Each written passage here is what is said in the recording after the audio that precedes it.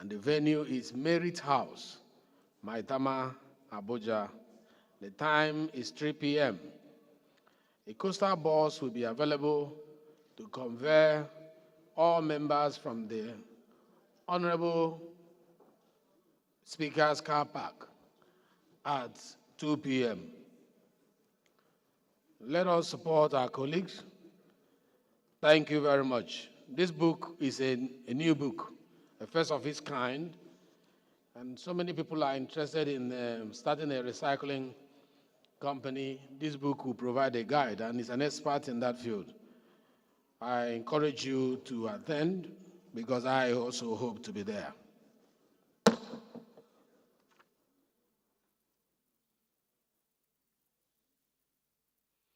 Most distinguished colleagues, any member who has a petition to present to the House may please rise to do so. Yes, Ambassador.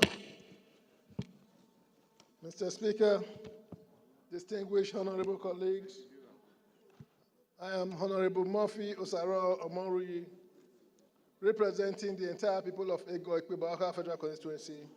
Mr. Speaker, I'm from Benin City, Edo State, the heartbeat of the nation. Mr. Speaker, I rise this morning to present a petition signed by one Mr. Jolly Asemuta. And this petition is against Adas Petroleum Sinopec. And it is for the illegal and malicious treatment of drivers at Adas Petroleum Sinopec. Mr. Speaker, with your permission and by the leave of the House, I wish to step forward to lay this petition. Thank you, Mr. Speaker. Please, you may now lay your petition. Yes. Mr. Chairman, Your Excellency, honorable colleagues, my name is Honorable Ambassador Peter Ifani Uzokwe. I represent the good people of Nnewi North, the Japanese capital of Nigeria, Nnewi South, and the Ekusigo constituency. Mr. Speaker, I rise this morning to forward a petition by my constituents, retired Captain Cyril Obieku Arono, who served this country through the military meritoriously and retired. Since he retired, his pensions and gratuities have been paid in piecemeal. So he is appealing to Nigerian Military Pension Board through the Ministry of Defense to conclude this payment, as the country is hard now and he has been living from mouth to hand, from hand to mouth. So, Mr. Speaker, he is appealing to us to prevail on the authorities to conclude the payment of his pensions, and it will interest us to know that he has made a payment of house loan, which he has not been allocated to. So let us look at it holistically. With the leave of the House, can I lay the petition, sir? Yeah, you may now lay your petition, please. Marcus. Oh, no. Thank you, Mr. Speaker. Okay. Mr. Speaker, honorable colleagues, I'm Wacha Morin Chinwe. I represent Oyi Ayamelum Federal Constituency. I'm from Anambra State. Mr. Speaker, I have a petition signed by the President General of Obunike Progress Union. Obunike is a town in Oyi local government area, the hometown of late Dr. Chuba Okadibo. And this petition is against Daniels Construction Company Limited for the abandonment of Kisa Obunike Bridge construction in Oyi Ayamelum Federal Constituency. Mr. Speaker, may I humbly seek your permission to lay this petition? Thank you. You may now lay your petition, please. Yes, Papa of petition. Thank you, the Speaker of the 10th Assembly, esteemed colleagues. My name is Barrister J.C. Okejo Onakalos. Mr. Speaker and distinguished colleagues, I represent the Nigerians, especially the habit of Lagos Ocho Solo. Mr. Speaker, I have a very strong petition signed by Shilos A.C. Godsend Mr. Speaker and distinguished colleagues, this petition is against unlawful extortion of motorists, wanton humiliation of civilian passengers and road users by security operatives serving in some joint tax and military checkpoints and airports in the southeast. The petition is against 90 unlawful checkpoint and extortion zones. Mr. Speaker, the prayers are well grafted in this petition. I seek your leave to lay this petition. Thank you, sir. Please, you may now lay a petition. Any other petition? Yes, Doctor. Thank you, Your Excellency, the Right Honorable Speaker. My name is Dr. Patrick Umar, Honorable Member representing Ikorekbene, Isienudum, Obodokara Fido constituency. Mr. Speaker, I have a petition titled Petition Against Sterling Global Illegal Mining Operations within mineral titles EL 55000, SSML 57889, and EL 61053 in Akwa Ibom State, held by our members. The petition is signed by Iyakise Udofia and Uwem Atat on the above subject matter. May I crave your indulgence, Mr. Speaker, to lay this petition before the House. You may now lay a petition, please. Any other petition? All petitions are referred to Committee on Public Petition.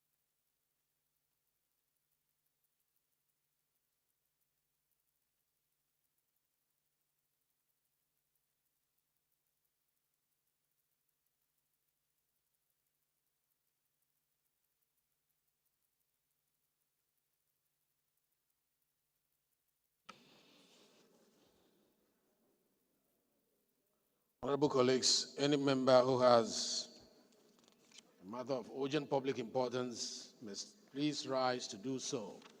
Is Honorable Peter Ifeanyi Uzokwe in the House? Yes, Mr. Speaker. Please proceed. Thank you, Mr. Speaker, for this opportunity given to me to rise again. My honorable colleagues, my name is Honorable Ambassador Peter Ifeanyi Uzokwe. I represent the good people of Nnewi North, the Japanese capital of Nigeria, Nnewi South, and the Ekusigo Federal Constituency. Mr. Speaker, I rise this morning to present a matter of urgent importance, but I will ask the House to give me the privilege of waiving our standing rules to enable me to lay this motion of very urgent public importance.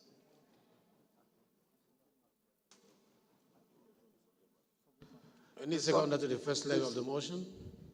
Yeah, the subject matter is a need to address the abandoned Olas River Bridge linking Okeja in Ehala local government area, Umunuku in the Nnewi South local government area, and Ihembose in Ekusigo local government area. For what made it an urgent public importance is the collapse of that unfinished bridge last night after a very heavy downpour. Any seconder to this motion? Yes. Thank you, Mr. Speaker. Distinguished honorable colleagues, I am Sani Ibrahim Tanko. I represent the very good people of Shira Giade from Bauchi State.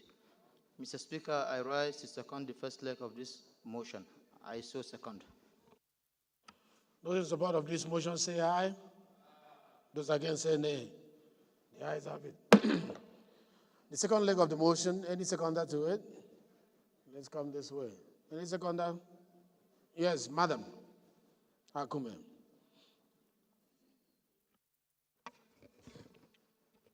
Honorable Speaker, distinguished colleagues, my name is Rep. Regina Akume, representing the good people of Bokotaka constituency.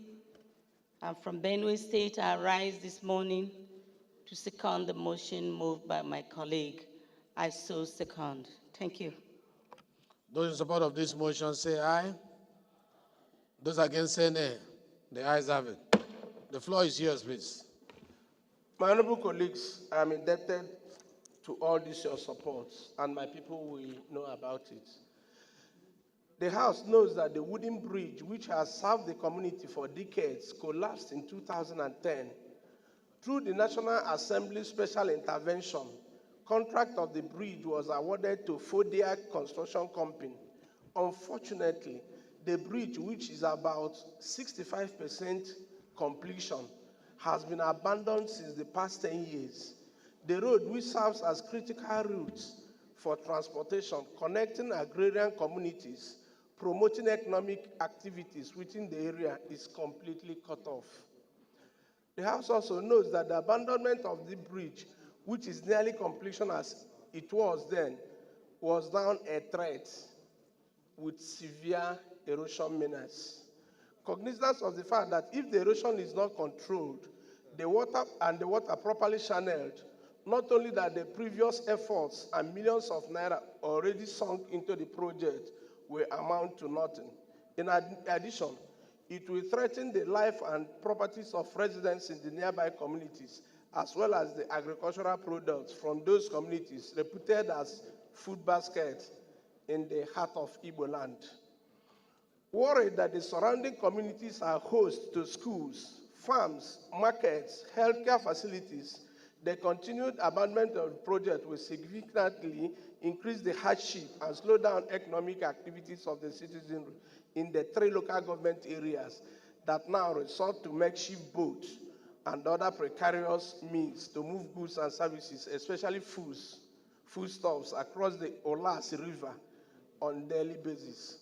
The House resolves to urge the Federal Ministry of Works, Federal Road Maintenance Agency, FEMA, to immediately conduct a technical assessment of the project across Olat's Bridge, linking Okeja in Ehala local government area, Umunuko Upo in Newu South local government area, and Ihembos in Ekusigo local government area, to prevent further damage and speedy completion of the project.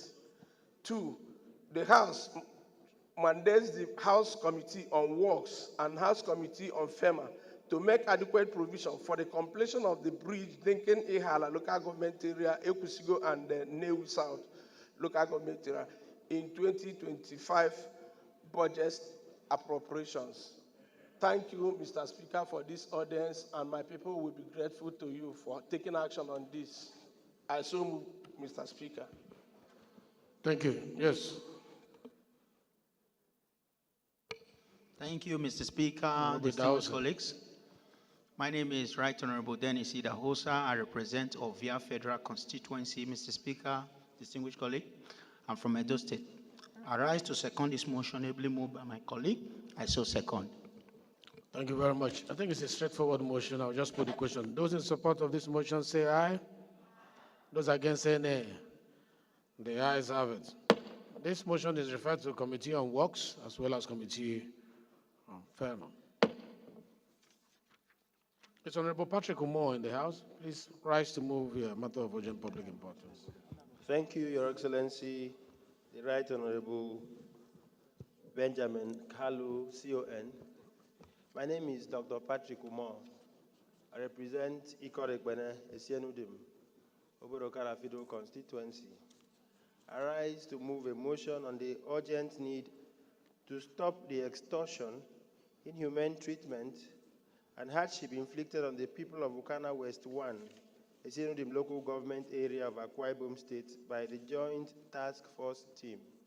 May I crave the indulgence of the Right Honorable Speaker to allow us waive the relevant rules and allow me take this as a motion of urgent public importance. Thank you, Mr. Speaker. Thank you. Any seconder to the first leg? Yes, Honorable Billy.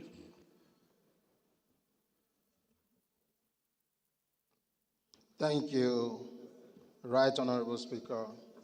My honorable colleagues, I remain Honorable Chief Dr. Billy Famous Adesuwa Osawaru. I represent the good people of Orionwo Federal Constituency of Edo State. I'm a very proud Benin Chief. Mr. Speaker, I rise to second the first leg of this motion, ably moved by Honorable Patrick. I so second, Mr. Speaker. Those in support of this motion say aye. Those against say nay. The ayes have it. The second leg of the motion, Honorable Eze. Thank you, Mr. Speaker. Revered colleagues, Eze, Mwachukwu Eze is my name. I represent the good people of Ebonyi, Ohuku Federal Constituency. Mr. Speaker, I am from Ebonyi State. I rise to second the motion that our relevant rules be suspended to take this motion of urgent public importance. I so second. The question is, those in support of this motion say aye. Those against say nay. The ayes have it. The floor is yours. Patrick, make it as brief as it looks. Thank you, the Right Honorable Speaker. I rise to move a motion on the urgent need to stop the extortion, inhumane treatment, and hardship inflicted on the people of Ukana West 1, a Senudim local government area of Akwa Ibom State, by the Joint Task Force team. The House notes the deployment of the Joint Task Force to the Okana West 1 in the Senudim local government area of Akwa Ibom State to maintain law and order. Worried that the Joint Task Force has deviated from its primary duty of maintaining law and order to becoming perpetrators of oppression, exploitation, and intimidation. Further worried by the several complaints from the people of Okana West 1 that the Joint Task Force have been extorting money from residents and travelers, verbally and physically abusing people, including the elderly and women, placing the community under curfew at about 6:30 p.m., thereby limiting people from transacting businesses, converting people's residential houses to poultry farms, and engaging in other forms of degrading and extorting activities. Disturbed that the extortion and abuse by the Joint Task Force has further plunged the people of Okana West 1 into poverty and economic hardship, as traders, owners of small businesses, farmers, and other residents are being drained of their lean resources. Prince of Niger, approach the chair. Thereby affecting their ability to cater for their families, conscious of the fundamental rights of people of Okana West 1 to human dignity, liberty, and freedom of movement. Urge or resolves to urge the Chief of Army Staff, Inspector General of Police, Commandant General of the Nigeria Security and Defense Corps to stop their officials from extorting money, abusing the fundamental, and restricting the movement of the people of Okana West 1 in a Senudim of Akwa Ibom State. Mandate the House Committees on Army, Police, and Legislative Compliance to ensure compliance with the resolution and report back to the House within 6 legislative weeks. I so move. Any seconder? Yes. Yes, you. Yeah. Not you. Behind. I can't see your face. Yeah, go ahead. Thank you, Mr. Speaker. Honorable colleagues, Adamu Tanko is my name, and I'm speaking for the people of Sulaja, Gurara, and Taf Federal Constituency. Mr. Speaker, I'm from Niger State. I rise to second the motion as ably moved by my colleague. Mr. Speaker, I so second. Thank you. Those in support of this motion say aye. Those against say nay. The ayes have it.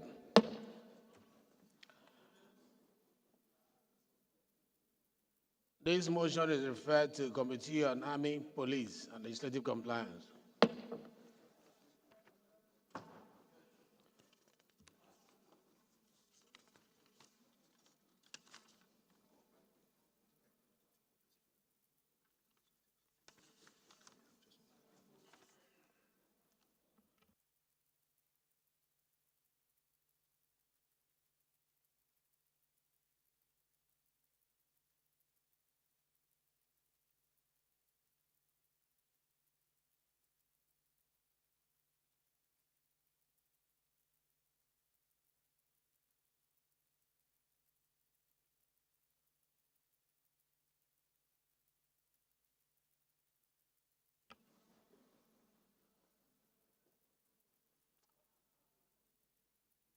The next matter of urgent public importance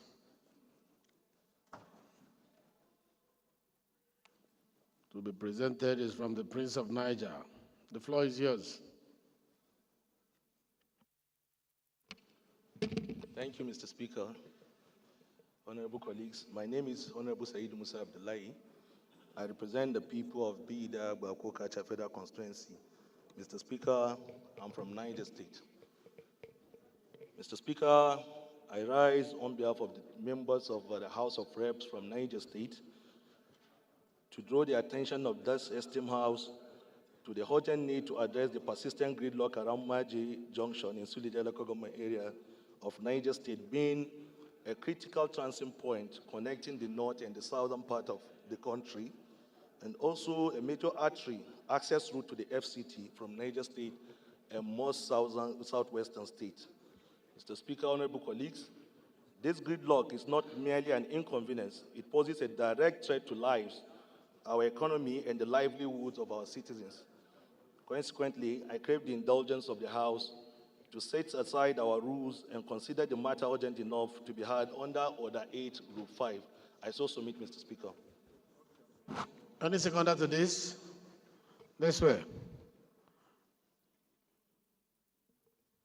Yes, the man in white.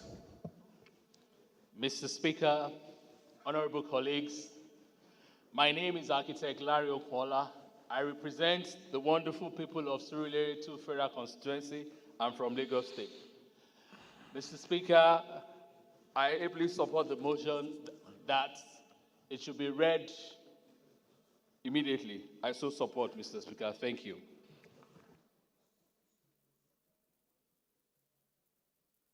Those in support of this motion say aye. Those against say nay.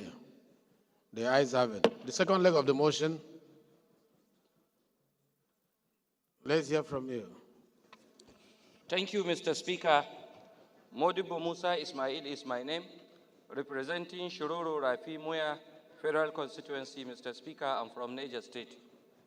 I rise to second the second leg of the motion that the matter is very important to hear. Mr. Speaker, I so second.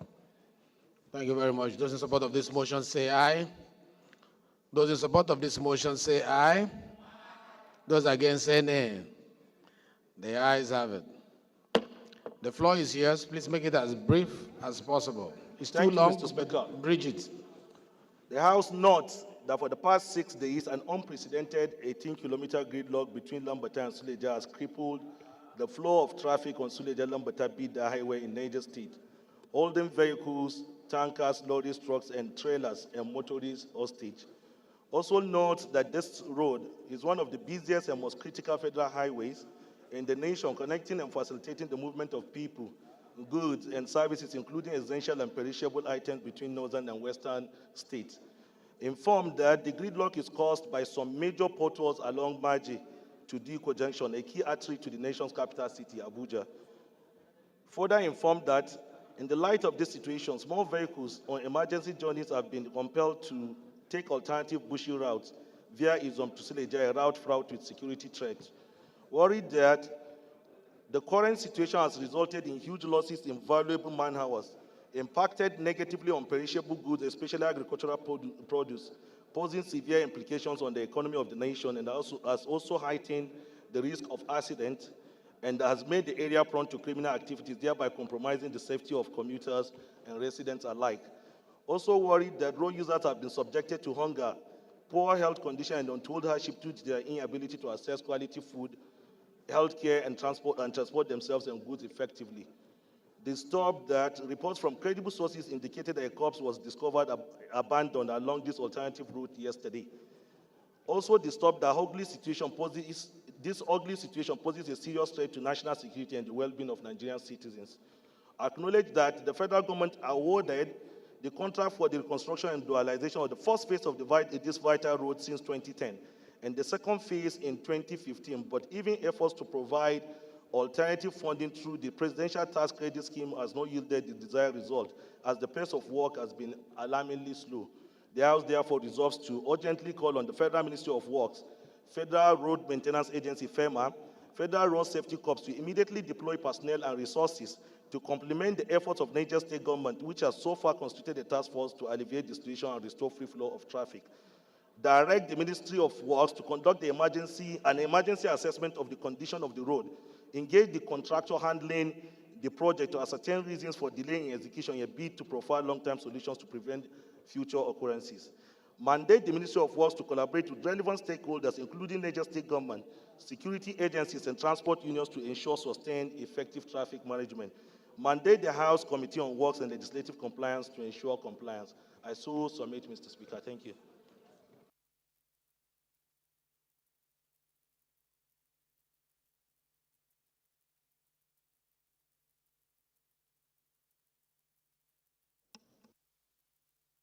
Any seconder to this?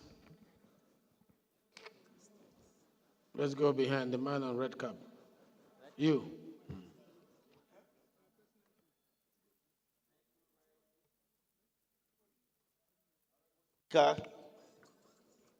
Right Honorable Benjamin Kalu, CON, Enyabia.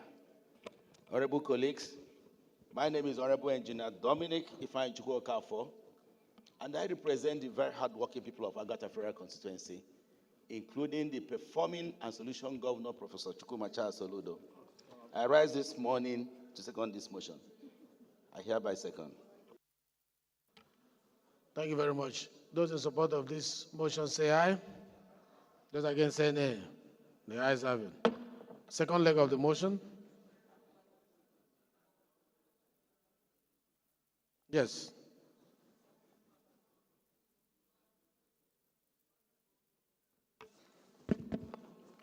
Thank you, Mr. Speaker. My highly respected colleagues, Badaw Ahmed Yusuf is my name. I represent Shannon Bagoi Federal constituency, Mr. Speaker. I'm from Minority Leader, approach the chair. Mr. Speaker, I stand to Rules and second business. the second leg of the motion. I so second, Mr. Speaker. Thank you. Those in support of this motion say aye. Those against say nay. The ayes have it. The floor is yours.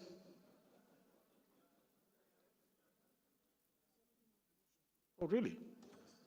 This distraction. Chief Whip, control the movement here. Eh? Distraction is too much. Those in support of this motion say aye. Those against say nay. The ayes have it. This motion is referred to Committee on FEMA and Committee on Works.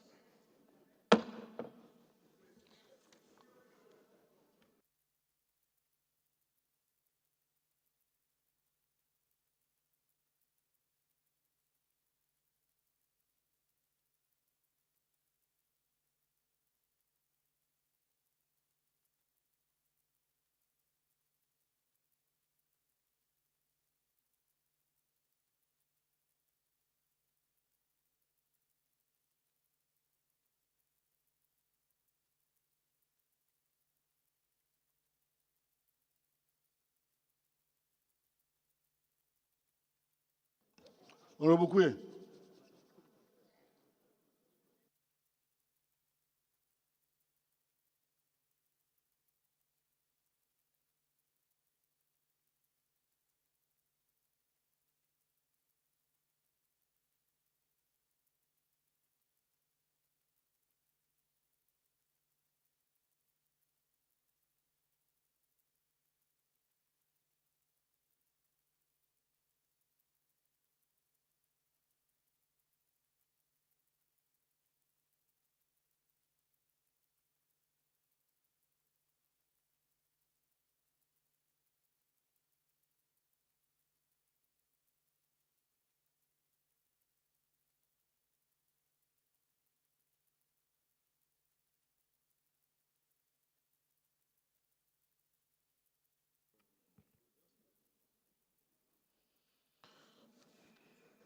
Honorable colleagues, please be seated. Thank you very much, honorable colleagues. The order paper today is heavy, and I will encourage us, whenever we are given the opportunity, to make it as brief as possible. Let's see how much of this we can take. Other ones we can push forward, because it's a job of about 3 days in one paper. But we'll see how far we'll go with it today. Honorable colleagues, the first business of the day is a presentation of 20 bills. I now invite the clerk to read the short titles. Right Honorable Speaker, honorable members. Political Parties Registration and Regulation Bill 2024, first reading. National Office for Technology Acquisition and Promotion Act Amendment Bill 2024, first reading. National College of Laboratory Technology, Health Sciences and Medical Imaging, AGAI, Establishment Bill 2024, first reading. Federal Polytechnics Act Amendment Bill 2024, first reading.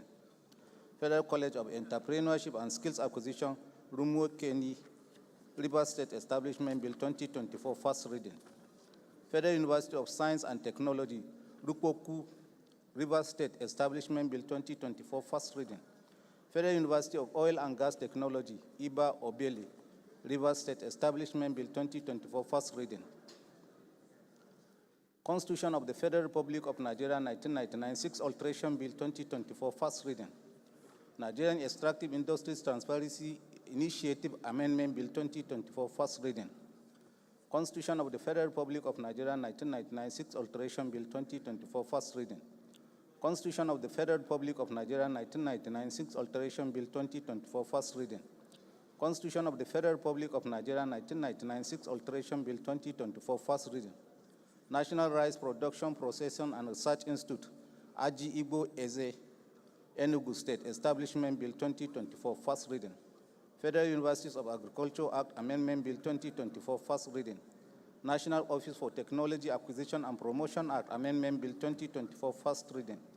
National Board for Geography Education Establishment Bill 2024, first reading. National Artificial Intelligence Regulatory Authority Bill 2024, first reading. Execution of Federal Government Contracts Offense Bill 2024, first reading. Federal Colleges of Education Act Amendment Bill 2024, first reading. Victims' Rights Bill 2024, first reading.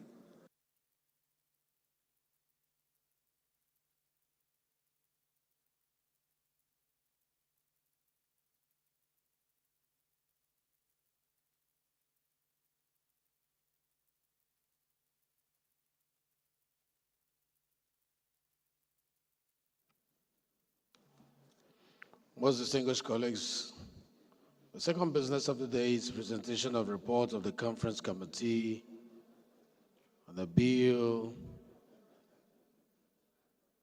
for an act to amend the National Drug Law Enforcement Agency Act Cap N30, laws of the Federation of Nigeria 2004, and for related matters, standing in the name of Honorable Abbas Adigun.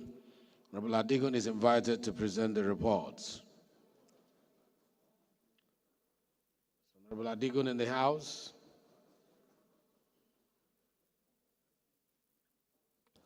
He's not here. Please, leader today, move that the report be stepped down. Right Honorable Speaker, with the absence of the chairman of the Committee on NDLEA, I move that the presentation of the report be stepped down. Thank you, Mr. Speaker.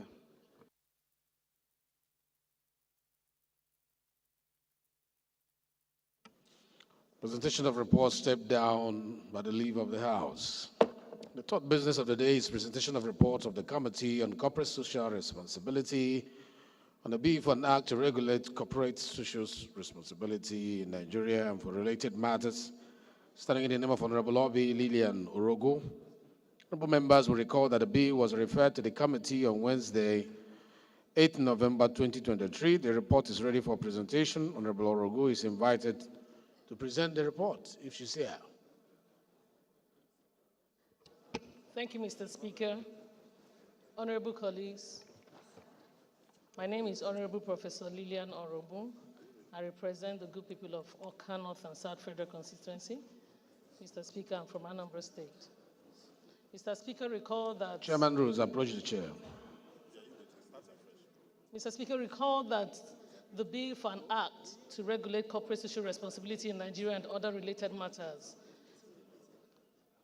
was read the second time on Wednesday, 8th November 2023, and was referred to the Committee on Corporate Social Responsibility for further legislative action. Mr. Speaker, the report of this bill is ready, for presentation. Thank you.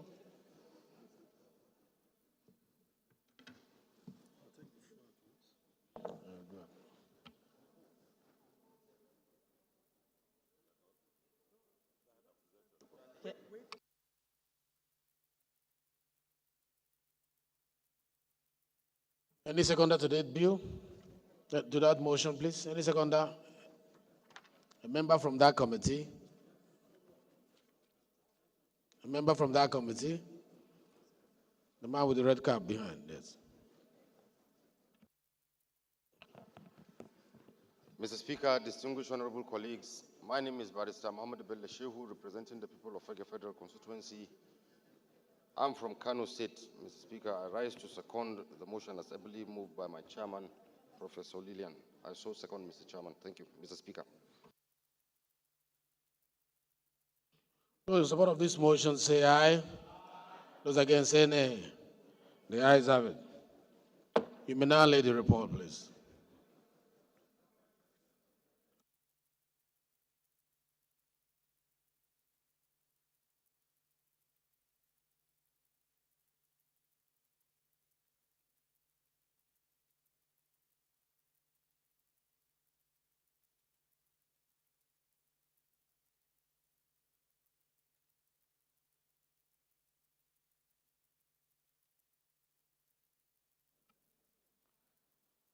Please,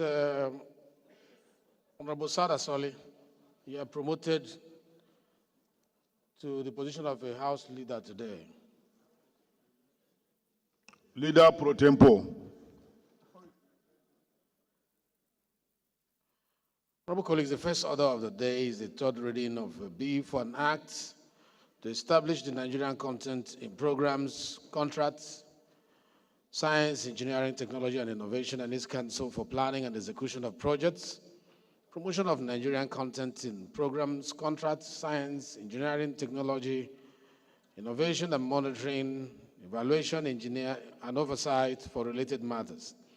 Standing in the name of Honorable Julius Ihombere as the House Leader, honorable members will recall that the House adopted the report of the Committee of the Whole on the bill on Tuesday, 29 October 2024.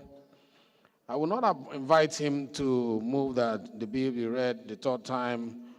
For now, he'll be invited at the end of the pronouncement of the three other bills, so that he will do it together for want of time.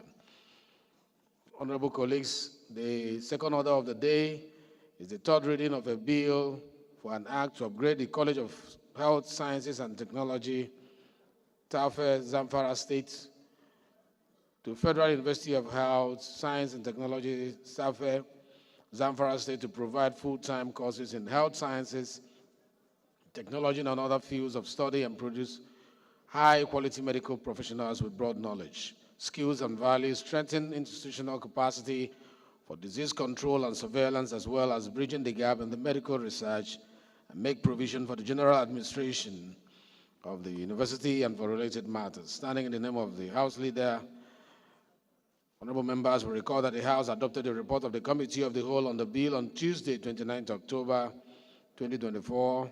I will also invite the leader at the end of the remaining bills to move that they be read the third time at the same time. The third order of the day is the third reading of a bill for an act to reconstitute the Meteorological Training Institute on the Jabai, establishing the National Meteorological Training Institute on the Jabai to provide training, information, supervision, guidance, and to advise to students, researchers, and personnel in iron and steel and oil and gas industries for national development and for related matters. Standing in the name of Honorable Julius Ihombere, the House Leader, honorable members will recall that the House adopted the report of the Committee of the Whole on the bill on Tuesday, 29 October 2024. I will also invite him at the end of the pronouncement of the other bills to do it together. The fourth order of the day is the third reading of a bill for an act to amend the Agricultural Research Council of Nigeria Act Cap 812 Laws of Federation of Nigeria 2004 as amended to make provisions for establishment of Federal College of Agriculture, Osong, Atiat, Ukanafong, LGA, Akwa Ibom State, and for related matters, Standing in the name of the House Leader, honorable members will recall that the House adopted a report on the Committee of the Whole on the bill on Tuesday, 29th October 2024. I will now invite the House Leader to move that these 4 bills be read the third time. House Leader, please. Honorable Speaker, my name is Sada Soli, representing Jibia Kaita Federal Constituency, standing in for the House Leader. Honorable Speaker, honorable members, I move that a bill that HB 1167, SB 161, HB 971, and HB 966 be now read a third time. I so move. Minority Leader, please. Mr. Speaker, my dear colleagues, I rise to second the motion as moved by the acting House Leader. I so second. Those in support of this motion say aye. Those in support of this motion say aye. Those against say nay. The ayes have it. And I invite the clerk to read the long titles of these bills. Right Honorable Speaker, honorable members. A bill for an act to establish Nigerian content in programs, contracts, science, engineering, technology, and innovation, and its council for planning and execution of projects, promotion of Nigerian content in programs, contracts, science, engineering, technology, innovation, and monitoring, evaluating and oversight for related matters. Third reading.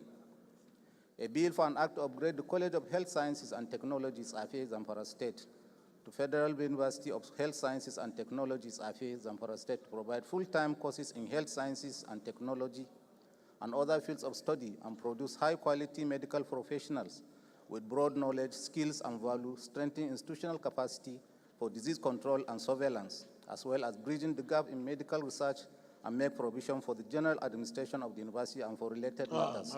Third reading. A bill for an act to reconstitute the Metallurgical Training Institute, Onitsha, by establishing the National Metallurgical Training Institute, Onitsha, to provide training, information, supervision, guidance, and advice to students, researchers, and personnel in iron and steel, and oil and gas industries for national development and for related matters. Third reading. A bill for an act to amend the Agricultural Research Council of Nigeria Act Cap 812, Laws of the Federation of Nigeria 2004, as amended, to make provision for establishment of Federal College of Agriculture, Usun Atia, Ukanufun Local Government Area, Akwa Ibom State, and for related matters. Third reading.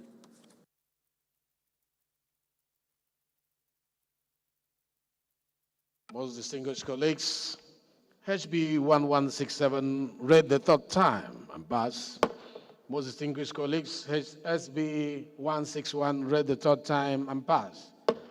Most respected colleagues, HB 960 read the third time and passed. Distinguished colleagues, HB 971 read the third time and passed.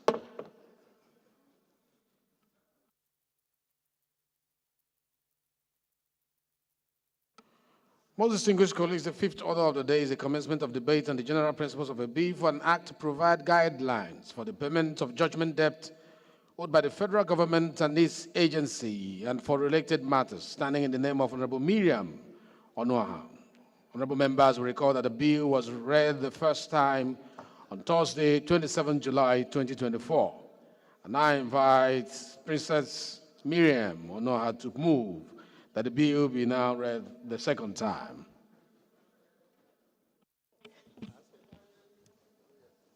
Thank you, Mr. Speaker.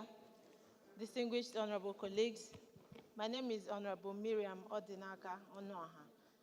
I represent Okigwe, Onuimo, Isialambano Federal Constituency. I am from Imo State. This morning, I rise to move a motion that the bill for an act to provide guidelines for the payment of judgment debts owed by federal government and its agencies and for related matters thereto be read for a second time. I so move, Mr. Thank you, Honorable. Let's have my in-law seconded. Distinguished Chair, Speaker of the People's Parliament, I am Aliyu Bapa Misau, representing the good people of Misau, Dambam Federal Constituency. I stand to second the motion heavily moved by my sister Miriam, my chairman, Ted Fund. I so move, Mr. Speaker. You don't know whether she's your sister or your chairman. She is my in-law, as you are my in-law, sir. Also in-law, sister, chairman. That's Chairman, good. sister-in-law. You are the best person to second this bill. Thank you, sir. Let me ask the question. Those in support of this motion say aye. Those against say nay. The ayes have it. The floor is yours, Honorable Sister-in-law, Princess Miriam. Thank you, Your Excellency, Mr. Speaker, distinguished honorable colleagues. I hereby move the motion that a bill for an act to provide guidelines for the payment of judgment debts owed by the federal government and its agencies and for related matters be read so. Honorable Speaker, distinguished colleagues, over the years, our country has faced increasing financial liabilities from judgment debts. However, these payments have been managed without consistent guidelines, proper documentation, or transparency. Consequently, government agencies have often paid judgment debts on a discretionary basis without due consideration for the order of judgment, public interest, or the need to respect court orders, notwithstanding or not forgetting legislative scrutiny, which is left out. The current lack of a legal framework in handling these obligations has created room for negligence and misconduct. Often, the actions of public officers, unchecked by clear consequences, lead to avoidable litigations and arbitrariness. Therefore, the Judgment Debt Payment Guidelines Establishment Bill 2023 is a necessary response to these challenges. It introduces a structured approach to managing judgment debt payments by the federal government and its agencies while ensuring accountability, compliance, and financial discipline, to mention a few. The objectives of this bill will include to ensure that federal government and agencies conduct their activities according to the law and due process to forestall conflict and unnecessary litigation. Ensure that public servants whose action or inaction occasioned the judgment debts and this avoidable litigation which lead to judgment debt are held personally liable for their actions or inaction as provided by the public service rules and regulations. And that these debts incurred by the government agencies are paid directly by those agencies themselves to serve as deterrents. One of the objectives of this bill also is to ensure that government and its agencies directly pay judgment debts as and when due without negative impact on the quality of their services to the public. It will curb fraud and arbitrariness in the payment of judgment debts by the federal government and its agencies. This bill will provide guidelines for the payment of judgment debts owed by the federal government and its agencies in a manner that will protect public trust and the ease of doing business in Nigeria, as well as sequence of cases. It will ensure that the National Assembly appropriate funds, carefully scrutinize, approve, and appropriate these funds in a manner that brings to public glare the actual status of liability accruing to public judgment debt. Clarifications of this bill. Mr. Speaker and honorable colleagues, it is important to classify that this bill does not intend to repeal the Sheriff and Civil Process Acts. Rather, it highlights and complements existing provisions, and including that which will provide specific guidelines tailored to the payment of judgment debt owed by the government or its agencies in particular. This bill focuses on ensuring that payments are managed transparently, fairly, and with respect to established priorities without undermining the broader framework of the Sheriff and Civil Process Acts. In conclusion, Mr. Speaker, distinguished honorable colleagues, I urge you all to support this bill. It is not just a measure to streamline debt payments of this nature, but is a statement that Nigeria respects its legal obligations, values accountability, and is committed to fostering a responsible and respected government. By passing this bill and giving it the opportunity to get to public hearing where relevant stakeholders and diverse interests would converge and discuss and add to it, we take a significant step towards building a stronger and more transparent government that serves the interests of its people and respects the rule of law. I thank you, Mr. Speaker, honorable colleagues.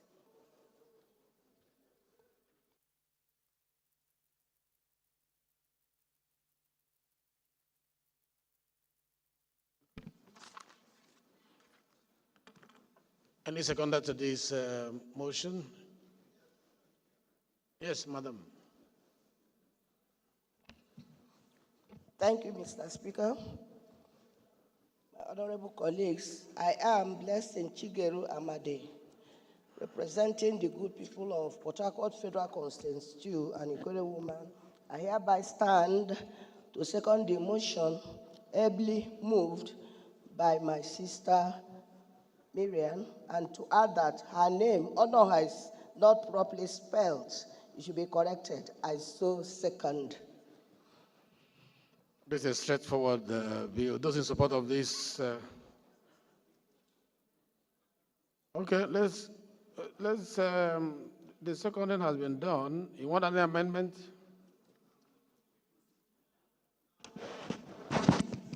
Mr. Speaker, my name is Ademorin Aliukuye. I speak for the good people of Shomolu Federal Constituency, and I'm from Lagos State. Mr. Speaker, by calling, I'm a lawyer, and the issue of law and the amendment to law, existing law, is always very, important to me, and I want us to be very careful with it. While the mover of this bill was talking about this bill, he made an allusion to the difference between this bill and the Sheriff and Civil Procedure laws of the Federation.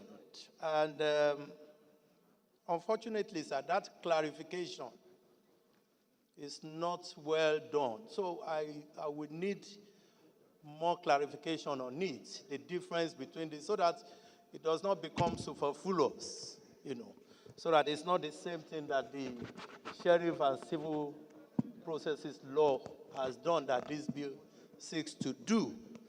Then number two, Mr. Speaker, is the fact that... I was distracted. Just give me what you said, number one. Yes. She said this bill is different from the provision of the Sheriff and Civil Processes law. And she did not explain the difference, so that we don't just create bills and become superfluous. The same thing that is existing, because what I notice in this bill is that the ill that she's trying to correct have been taken care of by the Sheriff and Civil Processes law.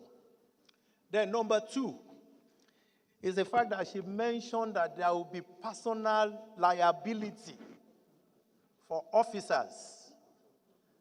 Officers of government will be personally held liable for actions that lead to judgment death being incurred. And my fear is that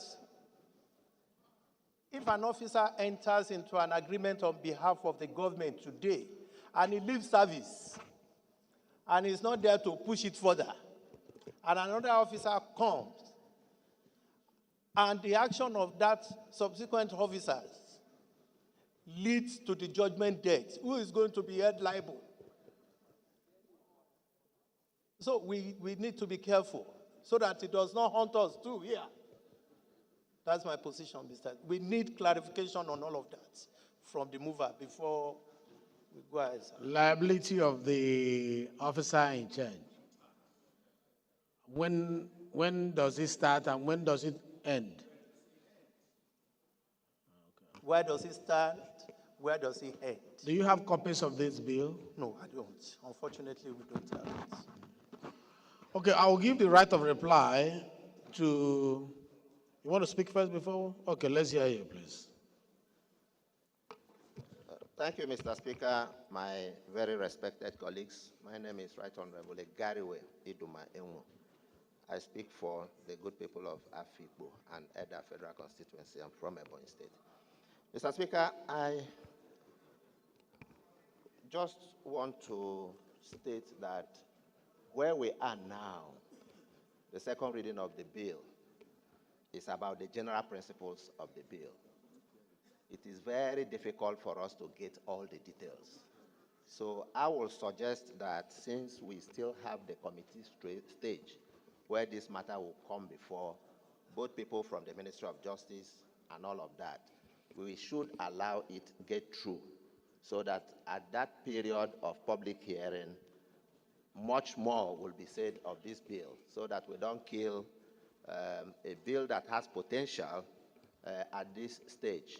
That is my submission, Mr. Speaker.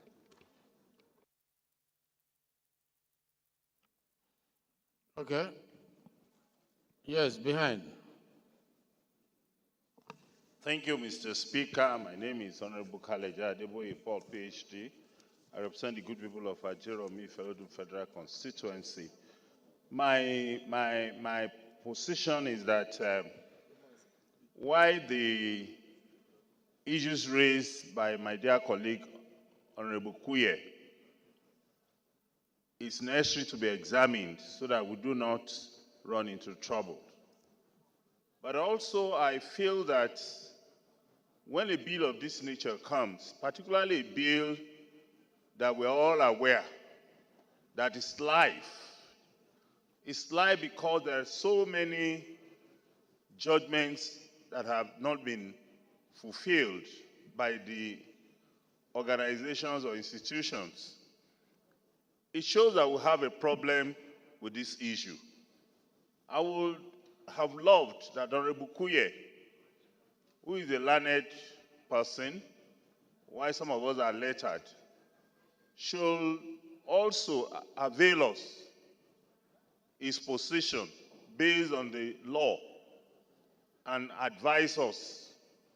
Why my last speaker also felt that we should allow it to pass, and then when it gets to public hearing, we're all aware that if you don't cure a problem here, the public hearing is not necessarily the place where such issues are cleared.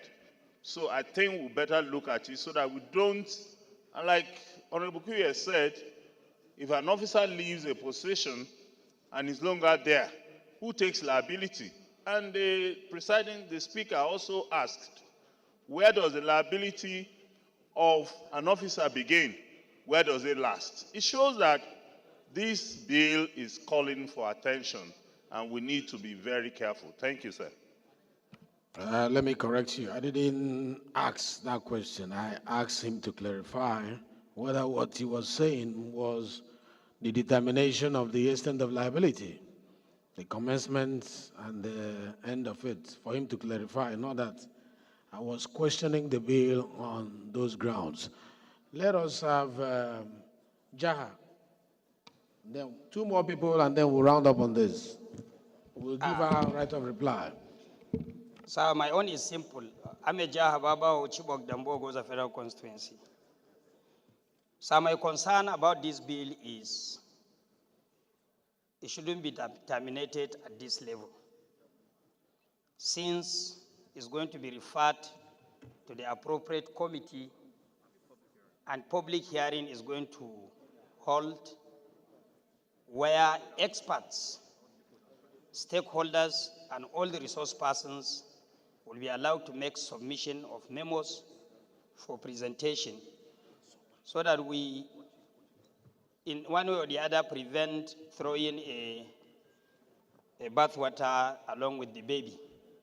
This is my concern. Thank you, sir.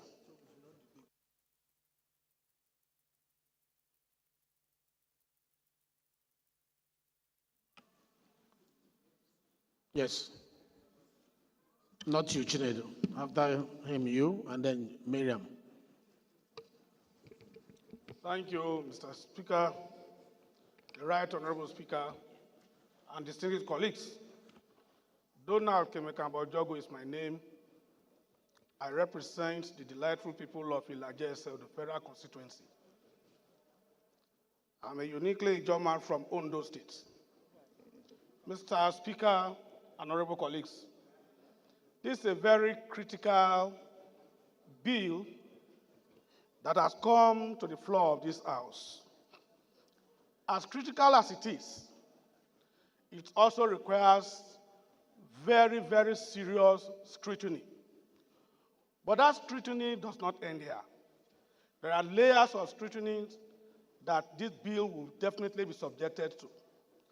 In light of the aforementioned, Mr. Speaker and distinguished colleagues, I would love to suggest that we allow this bill to pass through this stage and ensure that we follow it up because it's a very, very critical and essential part of our existence, particularly as regards to resource management in the country.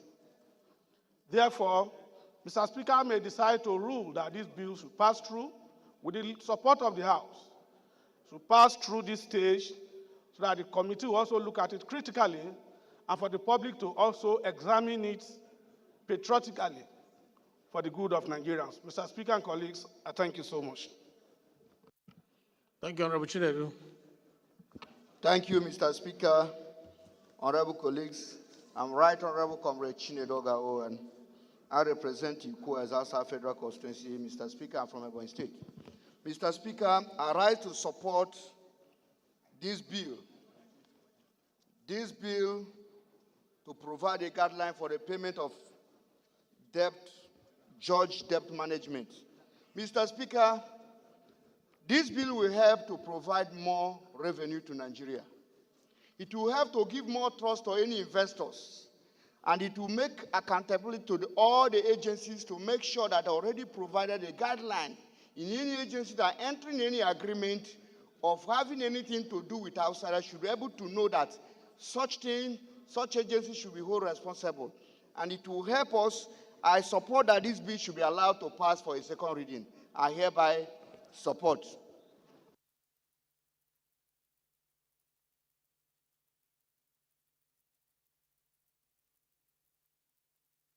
Yeah, I said one more person, but let's give the leader of today a chance to speak, and then Miriam will have the right of reply.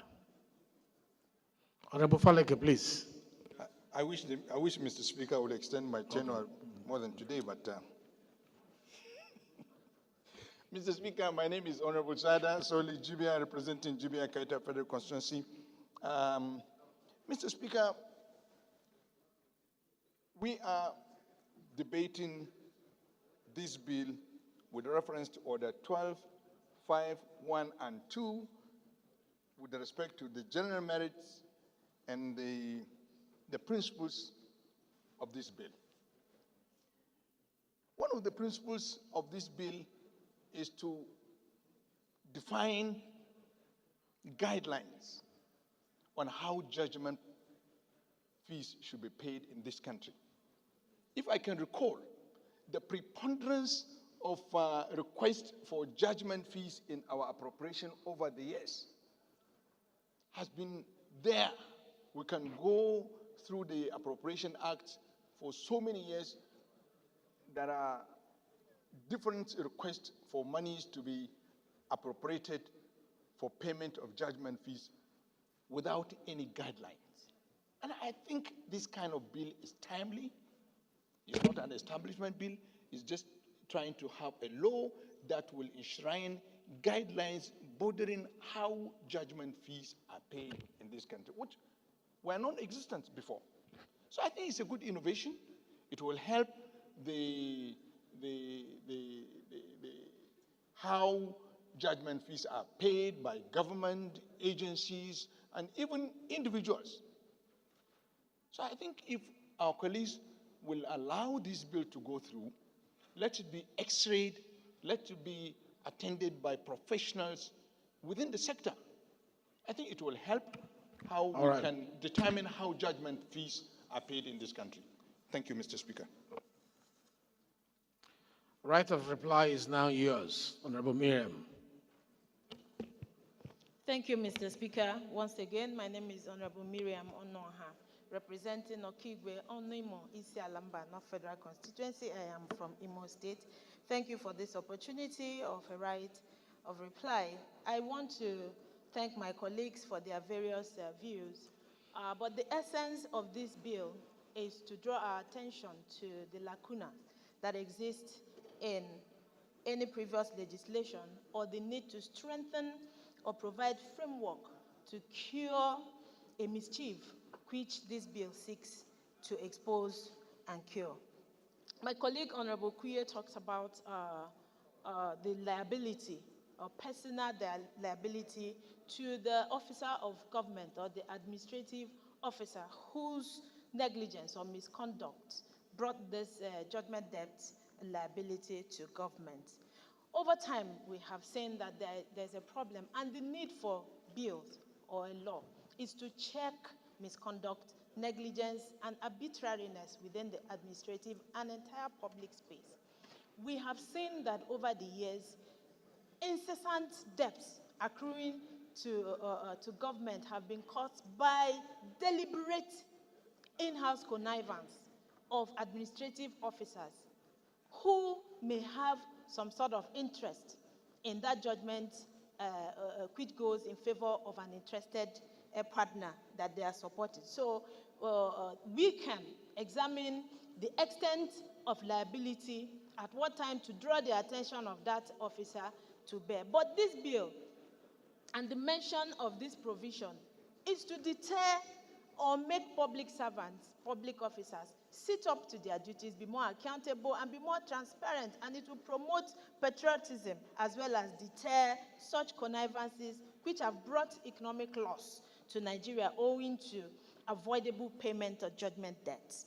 Secondly, I'd like us to also know that the issue of judgment debts have been bottled with a lot of secrecy and poor knowledge of what is happening. As a house, I don't think we have had the privilege, like my leader Sada Soli said, apart from the broad line, to scrutinize line by line and actually be aware how much indebtedness as a nation do we have or as we stand presently, so that this house can, line by the relevant committees of the house, consider, approve, scrutinize, and appropriate such funds so that we are aware of how much is owed and the guideline with which to pay it. This will reduce mistrust with the system and the policy and promote ease of doing business in government and actually breed inclusivity and public trust. All right, overall. thank you. Thank you. Thank you very much. I'll put the motion, but my understanding of the Sheriff and Civil Process Act in Nigeria is that it outlines duties, it outlines powers as well as responsibilities of sheriffs in carrying out civil processes, which include serving of court documents, executing court orders, as well as enforcing judgment. That's my understanding of the referenced civil Sheriff and Civil Process Act. My understanding also of the bill is to the fact that it is looking at guidelines, but it's up to the House. I'll put the question. Those in support of this motion say aye. Those in support of this motion say aye. Those against say nay. The ayes have it. This motion is referred. Please, clerk, give us the second reading of this. Right, Honorable Speaker, honorable members. A bill for an act to provide guidelines for the payment of judgment debt owed by the federal government and its agencies and for related matters. Second reading.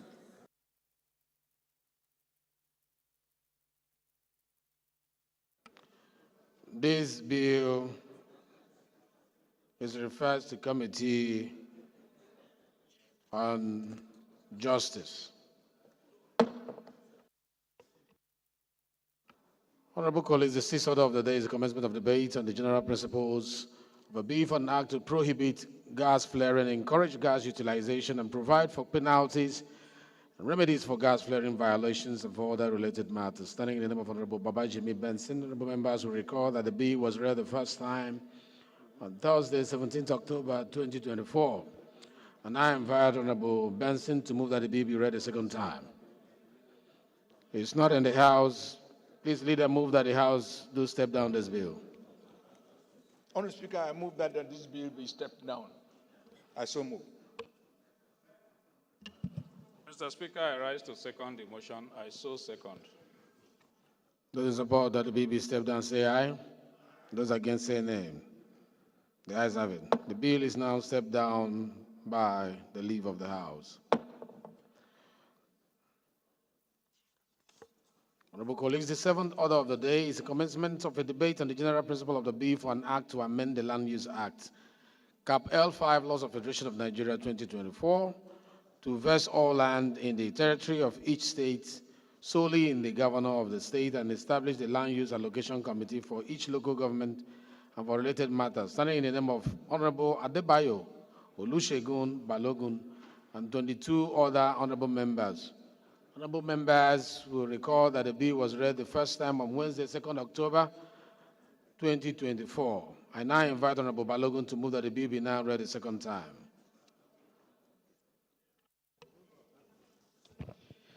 Yeah, thank you, Mr. Speaker. My name is Honorable Adebayo Balogun, member representing Ibeju-Lekki Federal Constituency, the emerging economic hub of Nigeria. I hereby rise to move a motion for a bill for an act to amend the Land Use Act, Cap 15, Law of the Federation of Nigeria, 2024, which vests all land in the territory of the state solely in the governor of the state, and to establish the Land Use Allocation Committee for each local government and for related matters, HB 1749. I so move.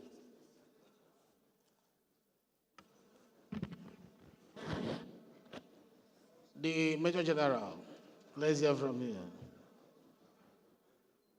Yes.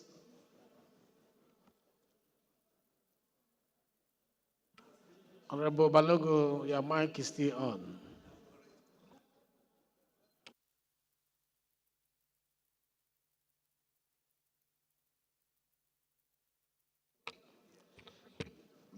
Mr. Speaker, honorable colleagues, I remain Ogel David Agada, member representing Oju Obi Federal Constituency.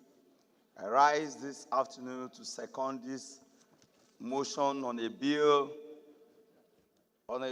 for an act to amend the Land Use Act, HB 1749. I so second.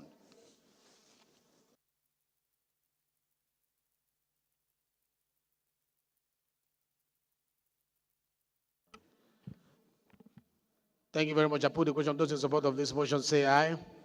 Those against say nay. Oh. Those in support of this motion say aye. Those against say nay. The nays have it.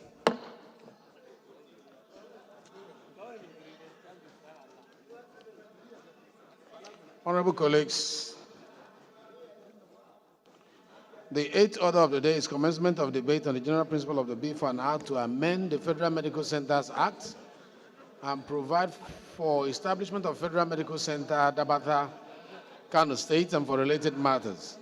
Standing in the name of Honorable Ibrahim Hamisu, honorable members will recall that the bill was read the first time on Thursday, 3rd October 2024. And I invite Honorable Hamisu to move that the bill be read the second time.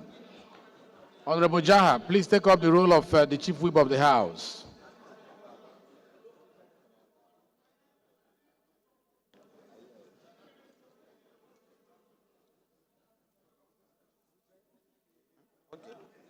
Honorable Hamisu, the floor is yours. Mr. Speaker, honorable colleagues, my name is Right Honorable Engineer Hamisu Ibrahim.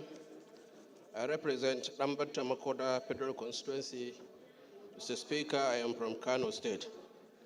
Mr. Speaker, I stand to move a motion that this House do allow me to present a second reading of an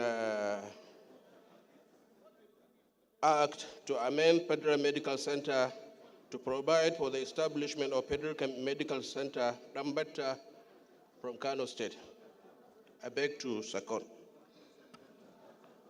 Thank you. Yes, my brother in the red cap. Thank you, Mr. Speaker, honorable colleagues. My name is Honorable Barrister Harrison Anoze Nwadike. I speak for the good people of Isu, Njaba, Nkwere, Wangele Federal Constituency. Mr. Speaker, I'm a native of Isu clan from Imo State. And I rise this afternoon to second the motion moved by my colleague. I so second. Thank you. Those in support of this motion say aye. Those against say nay. The ayes have it. The floor Papa is Liu yours. Misau and his group members The kindly floor dispatch. is yours, Hamisu. Make it brief. Mr. Speaker, honorable colleagues, I thank you for the privilege to lead the House to lead the debate on the general principles of this important bill.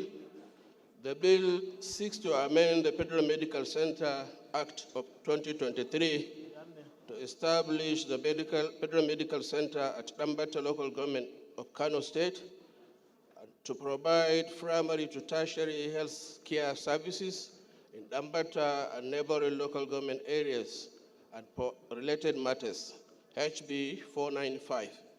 Before I proceed, Mr. Speaker, honorable colleagues, permit me to provide you with brief background of the bill. Number one, addressing the healthcare need of the densely populated area. Dambata local government area is one of the most populous local government areas in Kano State with over 700,000 inhabitants.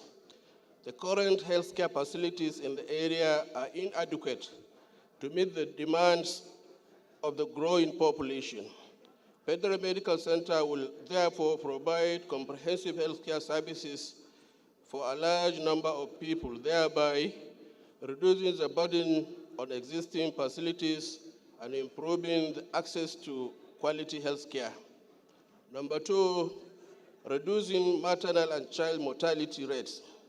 Existence of Federal Medical Center at Dambata will provide specialized maternal and child health care delivery service, and this will significantly reduce maternal and child deaths in the area. Number three, boosting the local economy. Establishment of Federal Medical Center at Dambata will create employment opportunities for the healthcare professionals, administrative and supporting staff. It will also attract businesses related to healthcare sector, such as pharmacies. Honorable Hamisu, it's an establishment bill. Mr. Speaker, my honorable colleagues, in conclusion, establishment of medical center at Dambata local government area, being a strategic location, will be significant investment in health and well-being of the people of Dambata and its environs. I therefore appeal for your overwhelming support that this bill be read the second time and be referred to the relevant House Committee for further legislative action. I so move, Mr. Speaker. Thank you very much. Thank you very much. It's straightforward bill. Honorable Kelechi. Honorable Kuye, immediate past acting chief whip. Kindly sit down, please.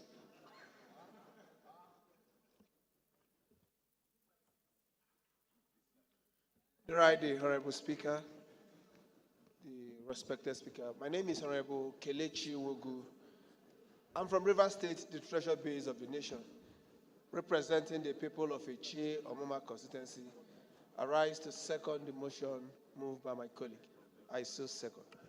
Thank you very much. Those in support of this bill say aye. Those against say nay. The ayes have it. This bill is referred to the Committee on Health Institutions. Honorable colleagues, the ninth order of the day is commencement of debate. Oh, yes, please. Let's read the long title from the clerk, please. Right, Honorable Speaker. We are racing like members. speed train. A bill for an act to amend the Federal Medical Centers Act and provide for establishment of Federal Medical Center at Ambata, Kano State, and for related matters. Second reading.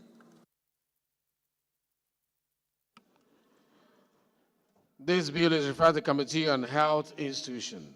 Honorable colleagues, the ninth order of the day is commencement of debate on the general principles of a bill for an act to alter the Constitution of the Federal Republic of Nigeria 1999 to provide for mandatory inclusion of portfolios in the nominations of ministers and of government of the Federation and commissioners of government of states prior to submission to the National Assembly and State Assembly. And for related matters, this is standing in the name of Honorable Eugene Okechukwu Dibiago. Honorable members will recall that the bill was read the first time Thursday, 27 June 2024, and I invite Honorable Dibiago to move that the bill be now read the second time.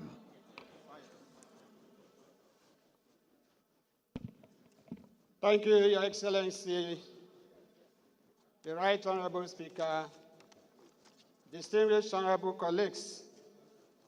My name is Honorable Eugene Okechukwu Dibiagu.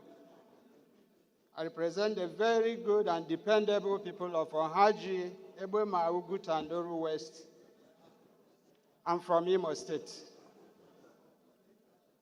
My dear Speaker, I rise this afternoon to move a motion that the bill for an act to alter the Constitution of the Federal Republic of Nigeria 1999 Cap C23 laws of the Federation of Nigeria to provide for mandatory inclusion of portfolios in the nominations of the ministers of the government of the Federation and the commissioners of the government of a state prior to submission to the National Assembly and the House of Assembly of a state, and for related matters be read the second time. I so move. Thank you. Any seconder? Cyril. Thank you, Mr. Speaker. My name is Hart Cyril Godwin. I represent the fabulous people of Boni Degema Federal Constituency. Mr. Speaker, I'm from River State. I rise to second the motion as moved. I so second. Those in support of this motion say aye. Those against say nay. The ayes have it. The floor is now yours. Make your debate as brief as possible. Thank you once again, Mr. Speaker. Fellow honorable colleagues, the return to democracy in 1999 offered Nigeria several opportunities and privileges in practical political activities and aspirations. One of such practical political activities included in the power of the National Chairman Assembly, Southeast Caucus, kindly approach the chair. in the National Assembly and the House of Assembly of a state to receive the nominations of ministers and the commissioners from the president and the governor of his state, as well as the powers to screen and possibly confirm the nominations. Over time, the practice of forwarding only the list of the nominees through official correspondence without the inclusion of the portfolios by the president and the governor of a state to the legislative house has become identified and classified as outdated and old-fashioned, with its attendant consequences on governance. Dear Speaker and honorable colleagues, the desire for robust review of the nominations has raised the conversation for the inclusion of the portfolios proposed for each nominee. This, several commentators have argued, would help to scrutinize each nominee, examine the preparedness of such nominee for the national task in the particular sector where he or she is being nominated, and enhance public confidence in the nominations/nominees. And so, this bill attempts a bold engagement as proposing alterations to sections 147 and 192 of the Constitution of the Federal Republic of Nigeria, 1999, in order to capture these ministers and commissioners by the president and the governor of a state. Dear Honorable Speaker and distinguished colleagues, this bill is fundamentally structured, reflective of the sections of the Constitution supra sought to be altered or proposed to be altered. In section 147, this bill seeks to introduce a new subsection 7. New subsection 7 in response to the What is your requirement. point of order, Honorable Solomon Bob? There's a point of order. What is your point of order, please?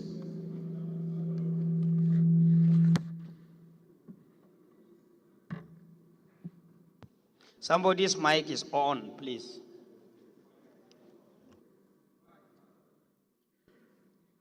Okay, thank you, Mr. Speaker. My name is Solomon Bob. I am from the great state of Rivers. Mr. Speaker, I observed that my respected colleague was reading his debate, and that violates our standing orders for the 9 Rule 1. You can only read the bill, which you have done. You can read the motion, but you can't read the debate. That's what he's doing. So I want the Speaker to ask him to do what is consistent with our rules. If you have read the motion and read the bill, thank you. You should speak to us. Talk to the paper, not to read from the paper. Thank you. Thank you. Point of order sustained. Please give us your debate. Or you want to debate the point of order? The gavel has gone down. Just discuss with us. Don't read the entire debate. Okay. Summarize, because we have gotten the meat of the discussion. My Honorable Speaker and distinguished colleagues, the discussion in issue, the point in issue here is that we have a proposal that before a nomination is being sent to the National Assembly, it must be accompanied with portfolio, and such that such persons is going to be drilled on such particular position where the president or the governor of a particular state has fired him to operate as far as that governance is concerned. What I mean here, like in subsection, in 147, we are proposing in that section, the amendment. In 147, the amendment we are proposing is that that nomination or that person to that particular office of the minister shall, because we have to propose that amendment in 147 and in 192 to cover for the federal government and for the state.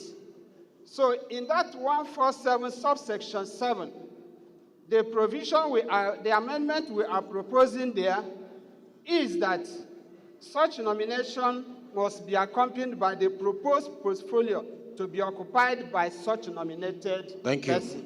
Thank you. Then in 149,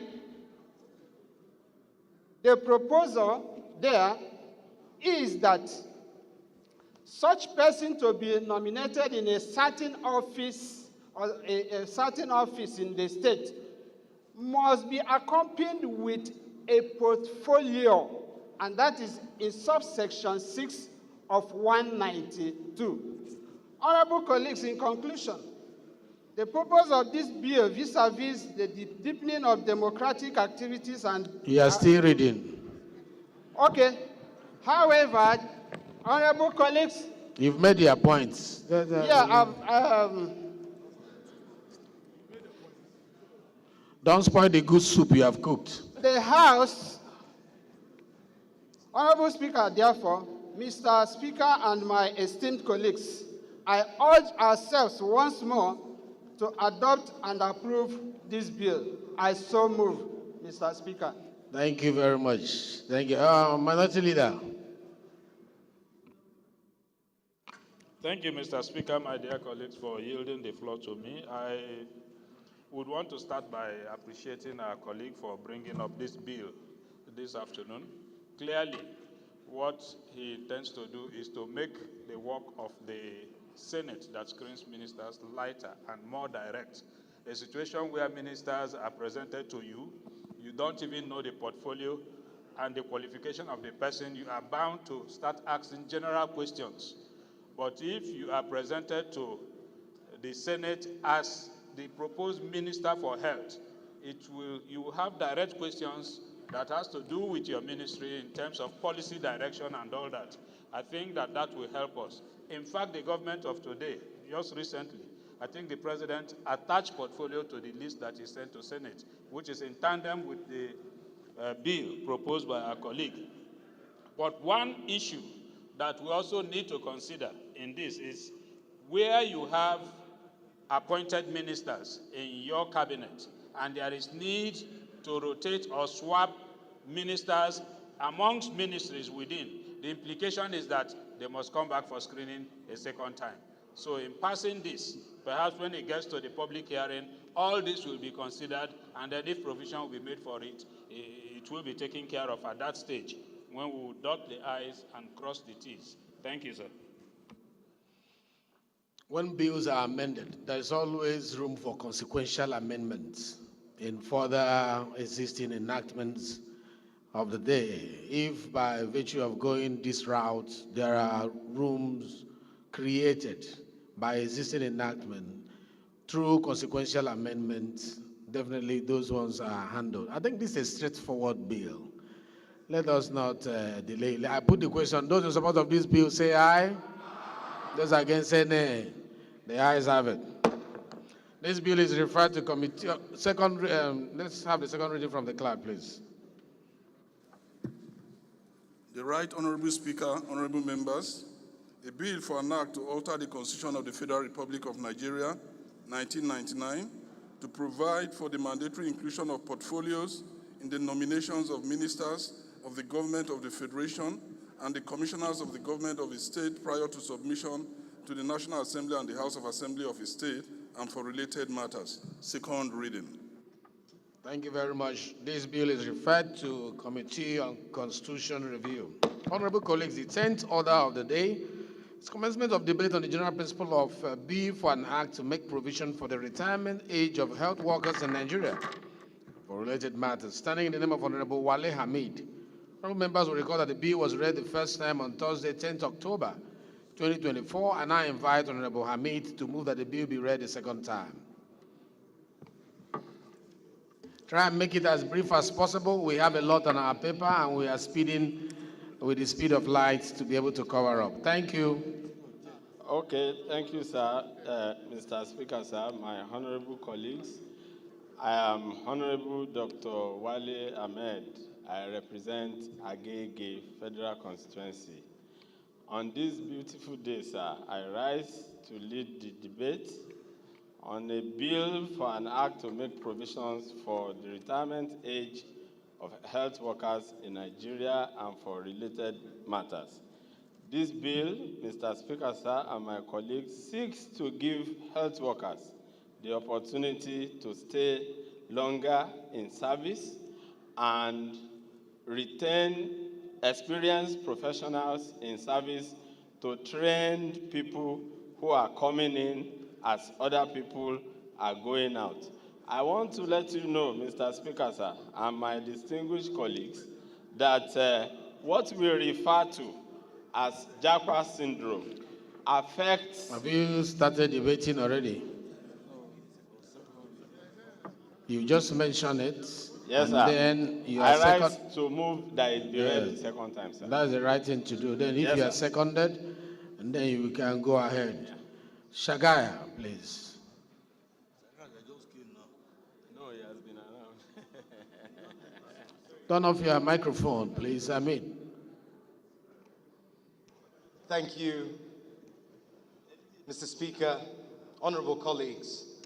I remain Honorable Mukhtar Tolani Shagaya. I represent Nigerians, starting from Ilorin West, as a federal constituency of Kwara State. Mr. Speaker, I rise to second that this bill be read for a second time. I so second. Those in support of this motion say aye. Those against say nay. The ayes have it. The floor is yours. You can make your debate brief, please. Thank you, sir. Mr. Speaker and my honorable colleagues, as I said earlier, this bill seeks to give health workers the opportunity to stay longer in service, to continue to contribute and train people who are coming. It is a known fact that what we refer to as the Japa syndrome in Nigeria affects the healthcare sector more than any sector. There are two major ways through which the staff and personnel in the healthcare sector is being depleted. Number one is this migration, people going abroad to look for the proverbial golden fleece, which we refer to as Japa. Number two is retirement through public service rules by the age of 60 or service for 35 years. We cannot stop Japa because of fundamental human rights of the individuals concerned. But this bill seeks to allow healthcare professionals to extend their service years from 60 to 65 years and 35 to 40 years, which one is earlier. Essentially, sir, and specifically, clauses 2 and 3. Clause 2 provide for health workers in Nigeria shall compulsorily retire on attainment of 65 years of age or 40 years of pensionable service. And clause 3 states that any law or the public service rules requiring a person to retire from public service at 60 years of age or after 35 years shall not apply to health workers. It is also a statement of fact, sir, that a number of state governments and even the federal government have started what we call automatic exit replacement. That is, as some people go, there is an open omnibus general dispensation for medical directors of federal institutions and some state health institutions to employ without seeking fresh dispensation each time.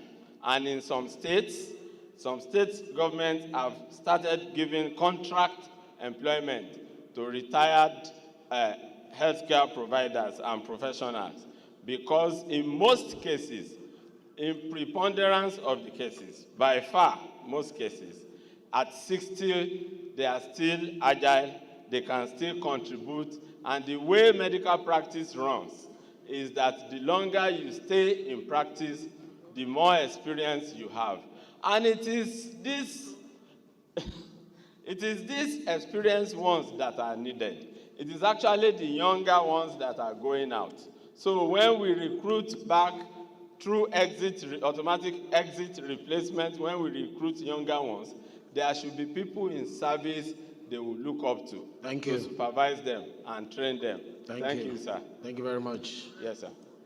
I think it's yes, Eshed.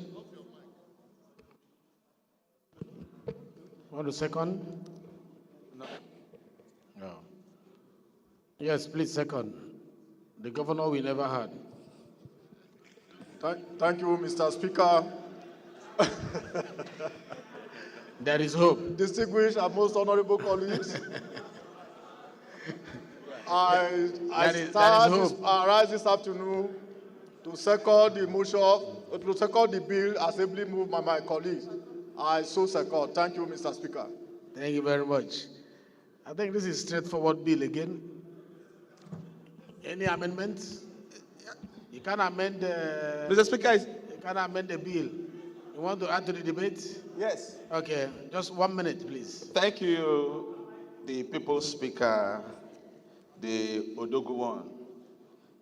Mark Iset is my name, speaking for the good people of Uyo who ran Nsiratai and Ibesipositan Federal Constituency. Mr. Speaker, from Akwa Ibom State, the only state in the space of Nigeria flying. Mr. Speaker, listening to my colleague on the reasons he has adduced that needs the bill to be amended or altered in the Nigerian Constitution from 60 to 65 years. Mr. Speaker, I want to oppose the idea and the reasons adduced by my colleague. Mr. Speaker, last 2 weeks, there was an advert by Federal Medical Center here, the Federal Teaching Hospital here, looking for health workers. I think the numbers of personnel wanted was just like 100, but over 1 million Nigerians applied. We have 1,001 graduates, health personnel, qualified, eminently qualified, well-trained, roaming the streets of Nigeria without job. And Mr. Speaker, if we are talking about increment in the age, retirement age, if other persons did not retire, the people we are now seeking to maintain their age wouldn't have gotten to that stage. There is room, Mr. Speaker, to give opportunity to the unemployed health personnel that are roaming the streets to gain employment instead of retaining. And we all know what we call the law of diminishing returns. It is very natural, even in human beings. Getting to the age of 60 and you want another age of 5 to be added, definitely this is health-related issues that even injection syringe the person is going to handle. You see the hand will start shaking. And other things. So, Mr. Speaker, I have the mandate of my constituents to speak against this bill, that the retirement age as stated by the Constitution should remain. I still submit. Thank you. Sir. Contribution. I'm only allowing... Contribution, sir. Please, don't put on your mic when you want to be recognized. It's not part of our rules. You raise your hand. If you're recognized, then you can use your mic. If you are speaking against this bill, I will give you time. If you are speaking for it, I will also give you. So we are handling those who are speaking against it now. Yes. Right, Honorable Speaker, honorable members. My name is Nweke Felix Uche. I represent Eleme Oyibo, Tai, Federal Constituency. My dear colleagues and the Right Honorable Speaker, I'm from River State. I'd like to associate myself with the last speaker. Right Honorable Speaker, it is proper to retire when you are strong. It is proper to retire when you can go home and farm and do some other things. You know, it's not proper to keep extending service year when we have those who are not employed. Every year we'll turn out, how many universities do we have in this country? Government universities, private universities, every year they turn out to roll out graduates. Where will they work if we begin to extend services of those already engaged? So I speak against this bill based on this, and I call on our colleagues to kill this bill, to kill it. The young shall grow. We shall allow the younger ones to take their position. Thank you. We don't use the word kill. Let the bill die. It's unparliamentary to use the word kill. You can vote against the bill, but we don't use the word kill. That is to the extreme. But I think your points have been made. A lot of people want to discuss this, so I will give one more opportunity to those who are speaking against it, and I give 2 opportunities to those who are speaking for it. If you are speaking against it, Point of order. I want to give you point of order. Yes, please. Point of order, Mr. Speaker. Mr. Speaker, I think Order 12, Rule 5, 1 and 2 reads. Page, give us the page. Page 85 with the spiral binding. Page 85 with the spiral binding. The order book with the spiral binding, page 85. Okay. Mr. Speaker, it reads, Order 12, Rule 5, 1. On the order of the second reading of a bill being read, a motion may be made that the bill may be now read a second time, and a debate may arise covering the general principles and the principles of God. Mr. Speaker, there is no place in our rules that suggests members should speak against a bill at the second reading. Yes, it's clear. Otherwise, no bill will scale through. It was determined because of the process in legislation.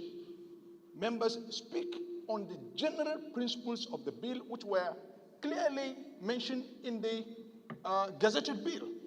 The functions, the responsibilities, what enshrined in the bill, and then the debates that may ensue during the second reading. The leader of the debates clearly states the general principles and the general merits of the bill. If we corner ourselves to speak against bills at the second reading of a bill, no bill will succeed on the floor. Yeah, Honorable Sada is introducing something. I will say something on this, but let us hear the House debate that 5.1 and 5.2 before I can say something. Minority Leader, please. It's leader to leader. Minority Leader. Thank you, Mr. Speaker. My dear colleagues, whilst I completely agree that Order 12, Rule 5 provides for debates when it comes to bill, it should be general principles of the bill. In course of unveiling the general principles, you can speak for or against, because you need to pick out both the merits and demerits of that bill. But there is no clear division that you are for the bill or against the bill until it comes to voting. When the vote is put and you don't believe in the merit of the bill, you can vote against the bill and the bill will die at that stage. But it's unlike, I think the only difference is that if it is a motion, clearly you give time for those who will speak for the motion and time for those who will speak against the motion. Like I did on the last bill, you can support a bill on some points, and at the same time, you also observe that the bill is not right in these areas. So you can take both for and against in your argument on a bill. But when it is time to vote, you express your opinion on it generally. Thank you, sir. Can I give you the definition of debate? Mr. Speaker. Definition of debate: a formal discussion on a particular matter in a public meeting or legislative assembly in which opposing arguments are put forward and which usually ends with a vote. This is Oxford Dictionary's definition of debate. So if you go to our rule and you see debate, the purposive interpretation of the word debate is that it is open to argue for or against. And that we do during second reading. You are ruled out of order. Mr. Speaker. All right. We'll take one more before we come to you. Point of order, Mr. Speaker. Point of order. Another point of order? Yes, Mr. Speaker. Mr. Speaker, point of order. Still on the same issue? Mr. Speaker, order 12, Rule 5, if we can remember in this house, when we were amending this rule, we deleted on that order demerits. That was the provisions of the discussions, debate on the merit and demerit of a bill. In the previous order book, we deleted the issue of demerits. I can still come on another order. The issue is we should be informed. It is during the debate or during the putting of the question, the members can decide whether to accept the debate or not. Thank you. Thank you, Mr. Speaker. You know, I have ruled on this, and our rule is also clear on when the gavel has gone down on any issue. So bringing it up is going against the rules. I will not rule you out of order the second one. Let the first one stand. I will just say we have noted what you said, but the gavel has gone down on the subject matter. I think let's just vote on this. Those in support of this bill say aye. Those against say nay. Oh, those who are speaking against it.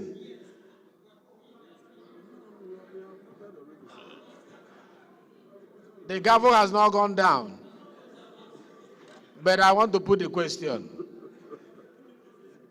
Courtesy demand for those of us who are speaking for. Okay, I'll give you 1 minute. I'll give you 1 minute. Before the gavel goes down, I'll ask the question again. After you, Baba, who is behind? Let's balance it. Satome, not you today. Mr. Speaker, honorable colleagues, I'm a Jahababa Chibok Dambo Goza Federal Constituency. I am, without fear of any contradiction, speaking in favor of the bill presented by Dr. Hamid Wale Agege. Mr. Speaker, honorable members, we should look at the bill and give it a sense of direction. The human face. The reason why I'm talking like this is some states of the Federation, including my state, extended the retirement age of medical personnel from 60 to 65 or 35 to 40, whichever one comes first. I heard my colleagues in the past was saying, when an advertisement was made by a medical center, thousands of millions of people applied. Sir, whenever a medical center or teaching hospital is recruiting, they normally specify exactly what they want. In the event where they said everybody should apply, you have more than 90% of the applicants coming from non-clinical part of the hospital. If today you are going to advertise that you need medical doctors only for our teaching hospitals across the country, for our federal medical centers across the country, I don't think you can have that number he was quoting to apply for work. Another thing, the reason why Dr. Hamid Agege is emphasizing on the extension of 65 years instead of 50, we should understand he's a repute medical doctor of international repute. He is talking from experience.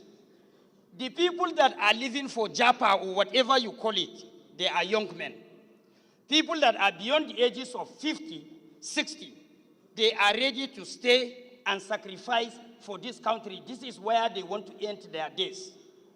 Mr. Speaker, honorable members, we are all aware there is a medical improvement all over the world. So people at the age of 60 are still active and will have the ability to contribute their own quota for the development of their own sector. So for us to completely regain the image of the medical profession in this country, we should encourage people that are ready to stay, even after their retirement, to put their best for the development of medical and medical-related services in the country. We are not doing this because of these young men that are below the ages of 30 that normally goes to. No. Those that are beyond 50 and they are ready to stay even after retirement. That's the most important thing. So we should look at it first before voting, please. See, it's always good to hear from both sides of the room. When the law says both parties should be heard, because you see the two sides of the coin. I think I will allow Baba to say something. Thank you. Baba, make it brief, straight to the point. Very brief, sir. I'm making this contribution based on experience. I'm a health economist, too. I work in the Ministry of Health. I want our colleagues to differentiate between a specialized labor and non-specialized labor. Today, sir, judges' tenure have been extended. Teachers' tenure has been extended. The lecturers. Now, I will give you a very good experience. If you go to Federal Medical Center here, there are a lot of vacancies for consultants because the consultants are not there. And they had to retain those that have already retired. Your Excellency, sir, those that are retiring now are even waiting for employment from external agencies because they know their worth. These are people that are very, very important. We should look at this, please, with a very good face value. I'm not saying this because I want to support my doctor here, but I'm telling you from the experience now, as soon as a medical doctor, a consultant retired, he is waiting for an employment from an external agency because they know his worth, they know his input. The experience is there. So I want my colleagues to give this, to support this bill. It is very, very important. Thank you very much. Thank you. I think you made, straight to the point. Chinedu, you have been raising your hand. Let us vote on this because it's been overflowed. Thank you, Your Excellency, Right Honorable Speaker, honorable colleagues. Let me speak. So, Chinedu, sit down. Thank you, Mr. Speaker. Thank you. We just want to let them know that it's very important for us to support this bill. Yes, they are supporting you. It has value to the life of Nigeria. They are supporting you. Thank you. Yeah. So I put the question, especially when some of you are above 65 and you're sitting here, and your hand is not shaking, and you're still making bills and motions. The debate they have laid here is actually strong. Let me ask the question. Those in support of this motion say aye. Those against say nay. Even Eshe didn't say nay. The ayes have it. For our health security, to secure our health space, we need to have the experienced doctors in our midst, helping us. Thank you very much. Nice bill, I must say, nice bill. Please, clerk, read us the long title of the bill. Right Honorable Speaker, honorable members. A bill for an act to make provision for the retirement age of health workers in Nigeria and for related matters. Second reading. This bill is referred to Committee on Health Care. The 11th order of the day, honorable colleagues, is commencement of debate on the general principles of a bill for an act to establish Child Rights and Welfare Commission for the protection of children's rights and for related matters, standing in the name of Honorable Jesse Okejo Onuakalusi. Honorable members will recall that the bill was read the first time on Wednesday, 10th October 2023. And I invite Honorable Onuakalusi to move that the bill be now read a second time. Thank you, the People's Speaker, and beautiful and esteemed colleagues. My name is Barrister Jesse Okejo Onuakalusi. Mr. Speaker and beautiful colleagues, I rise this afternoon to seek your support and to crave your indulgence to support me to move for a bill to establish Child Rights and Welfare Commission for the protection of children's rights and related matters, HB 558. Mr. Speaker and distinguished colleagues, I so moved. Thank you. Any seconder? Yes, please second. Thank you, Your Excellency, my respected colleagues. My name is Honorable Adam Hashim Ranga, representing the good people of Ningiwarji Federal Constituency. I'm from Bauchi State. I rise this afternoon to scan the motion or the bill be ably moved by Honorable Jesse Oke, HB 558. I so scan. Those in support of this motion say aye. Those in support of this motion say aye. Those against say nay. Those in support of this motion say aye. Those against say nay. The ayes have it. Let us have you move. Thank you, your Mr. debate. Speaker. And Make it brief. And distinguished colleagues. Mr. Speaker and distinguished colleagues, this bill is centered on safeguarding the rights of the child and having a commission that will be solely responsible for this act.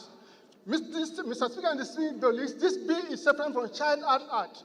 Because if you look at the Child Rights Act, it defines the function. But this bill will have a commission that will be so responsible to ensure that the child rights are guided. Mr. Speaker and distinguished colleagues, it's in line with the United Nations on the right of the child, and even in theirs in other developed countries, this commission are well noted. Mr. Speaker and distinguished colleagues, this bill is segmented into 20 sections, defined from Section 1, this is the establishment of the commission, the governing council, the functions, and the various departments will handle this that will be in this commission, and the funding and the ability to fund to protect the child of Nigerians and children, especially in a vulnerable situation. Mr. Speaker and distinguished colleagues, all over the world, the protection of children is very important, especially in a volatile environment. And if we have this commission with your support, this commission will be solely responsible to show that the children's rights are protected. And we will come up with policy that will synchronize the Child Rights Act. And in the light of it, our children and the next generation will be protected. Mr. Speaker and distinguished colleagues, I want to crave your indulgence and seek your support that this bill pass for the second reading. And I hope, ladies and gentlemen, our beautiful colleagues, that will support me in this endeavor to show that our children are protected. Thank you very much. Thank you, sir. Any seconder? Yes, behind. Go ahead, you. Thank you, Mr. Speaker. Honorable colleagues, I remain Ambassador Daniel Asama Ago. I represent the people of Basa Just Not Federal Constituency. Mr. Speaker, having come from a background that cares for children and understand the right of the child, as domesticated in Nigeria, it's a United Nations Charter. Can you second? I believe it's a thing I want to second, Mr. Speaker. Thank you. It's a straightforward bill. You want to say something to it? Okay. Thank you very much, Mr. Speaker. My distinguished colleagues. I am Bel Isa Ambarura, member representing Gorba Ilela. Mr. Speaker, I'm from Sokoto State.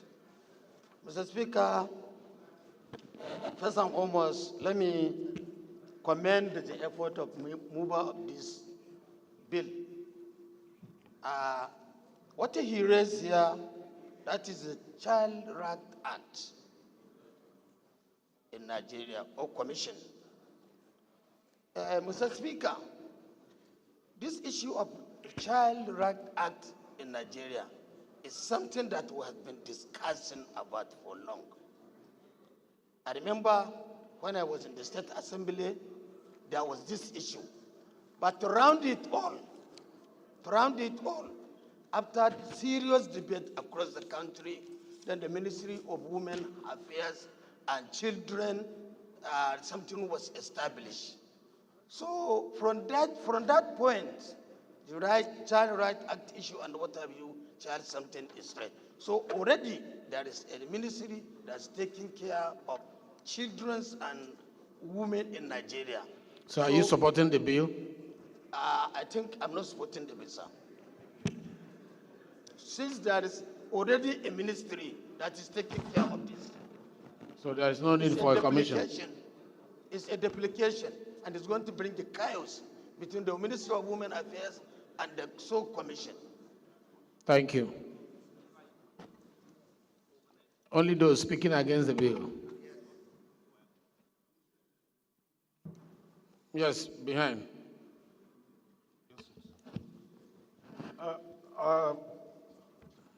Speaker, Right Honorable Speaker, distinguished colleagues, my name is Donald Kemekamba Jogu.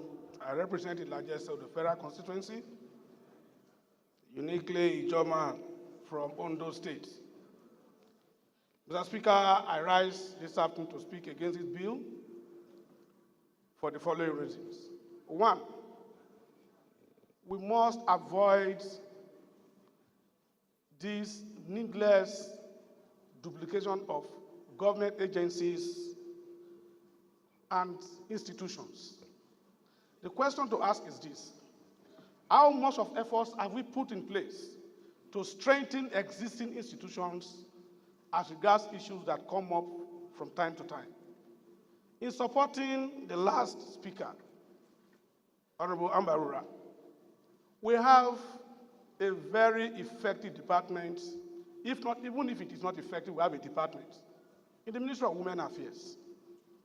The best we can do is to ensure that necessary measures are put in place to strengthen those departments, agencies that are already existing, or units within government institutions rather than having another commission.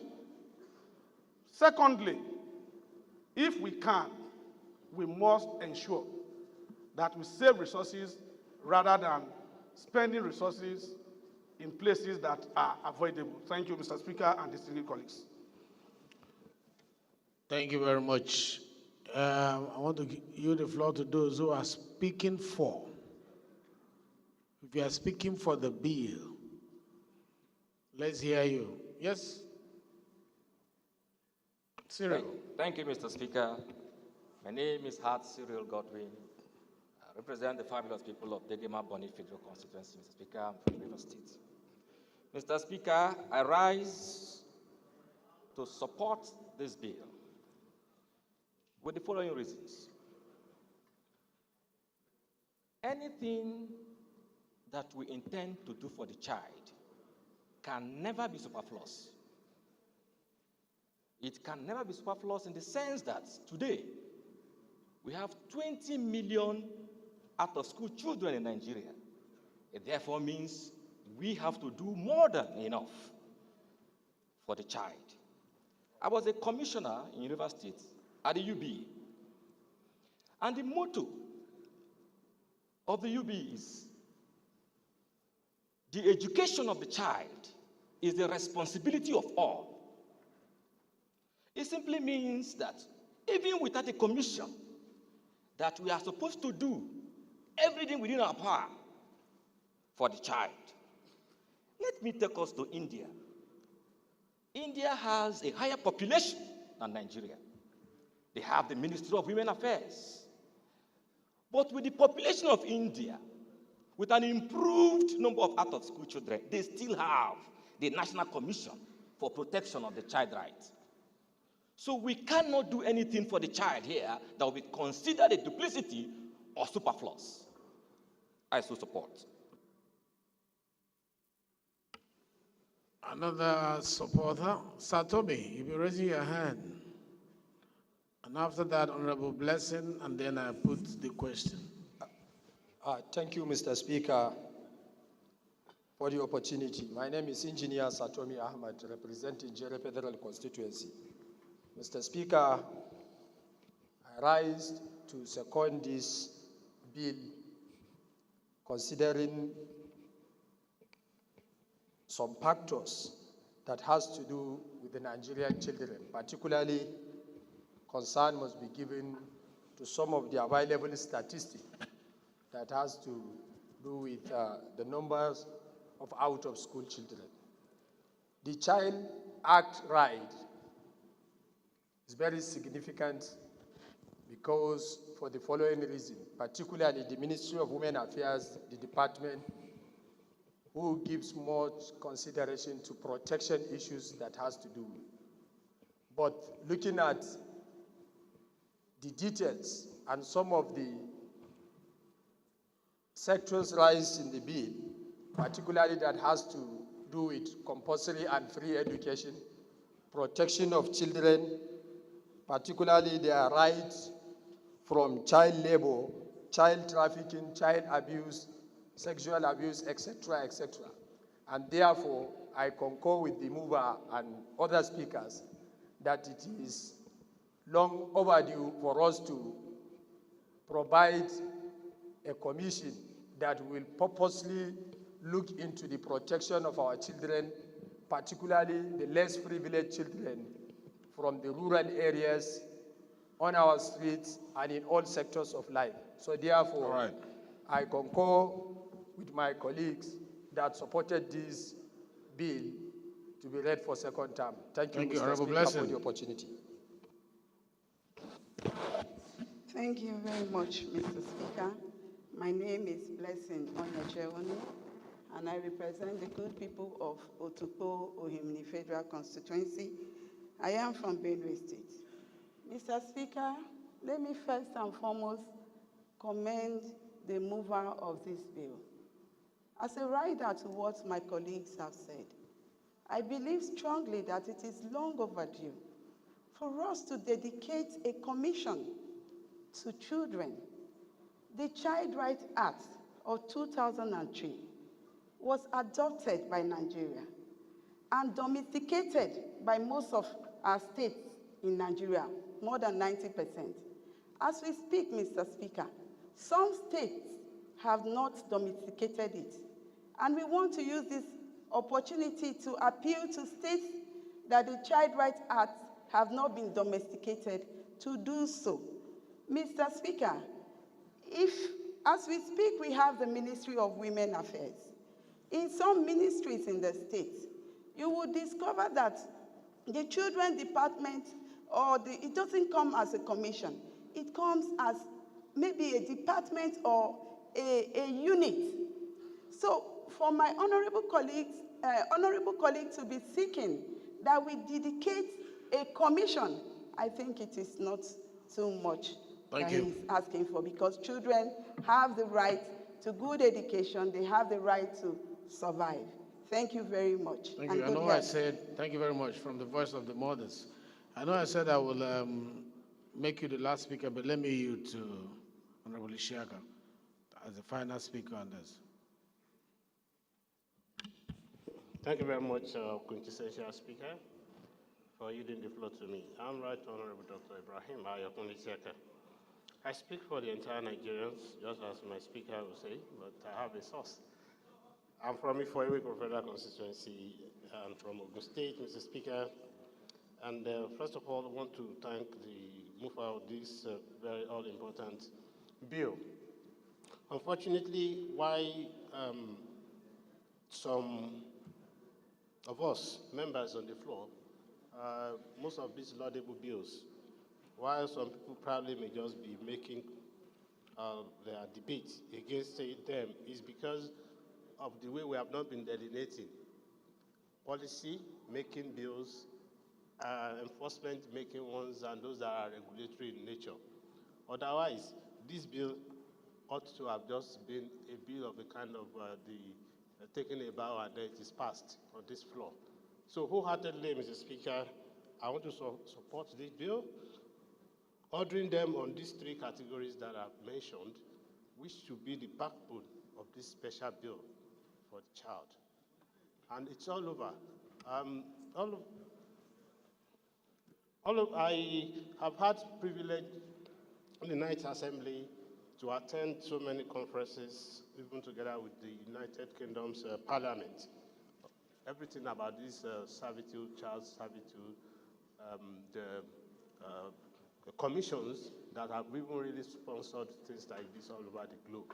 So Nigeria should not be left out in benefiting from all this, and unless it is so streamlined. The fact that we have Ministry of Women Affairs, fine, but in what capacity? Is it a specially dedicated regulatory body or policy making? So I wholeheartedly, Mr. Speaker, support this and then appeal that we do not need to subject it to further interrogations. Thank you very much. I just put the question. Those in support of this bill say aye. Those against say nay. The ayes have it. Clerk. Right Honorable Speaker, honorable members.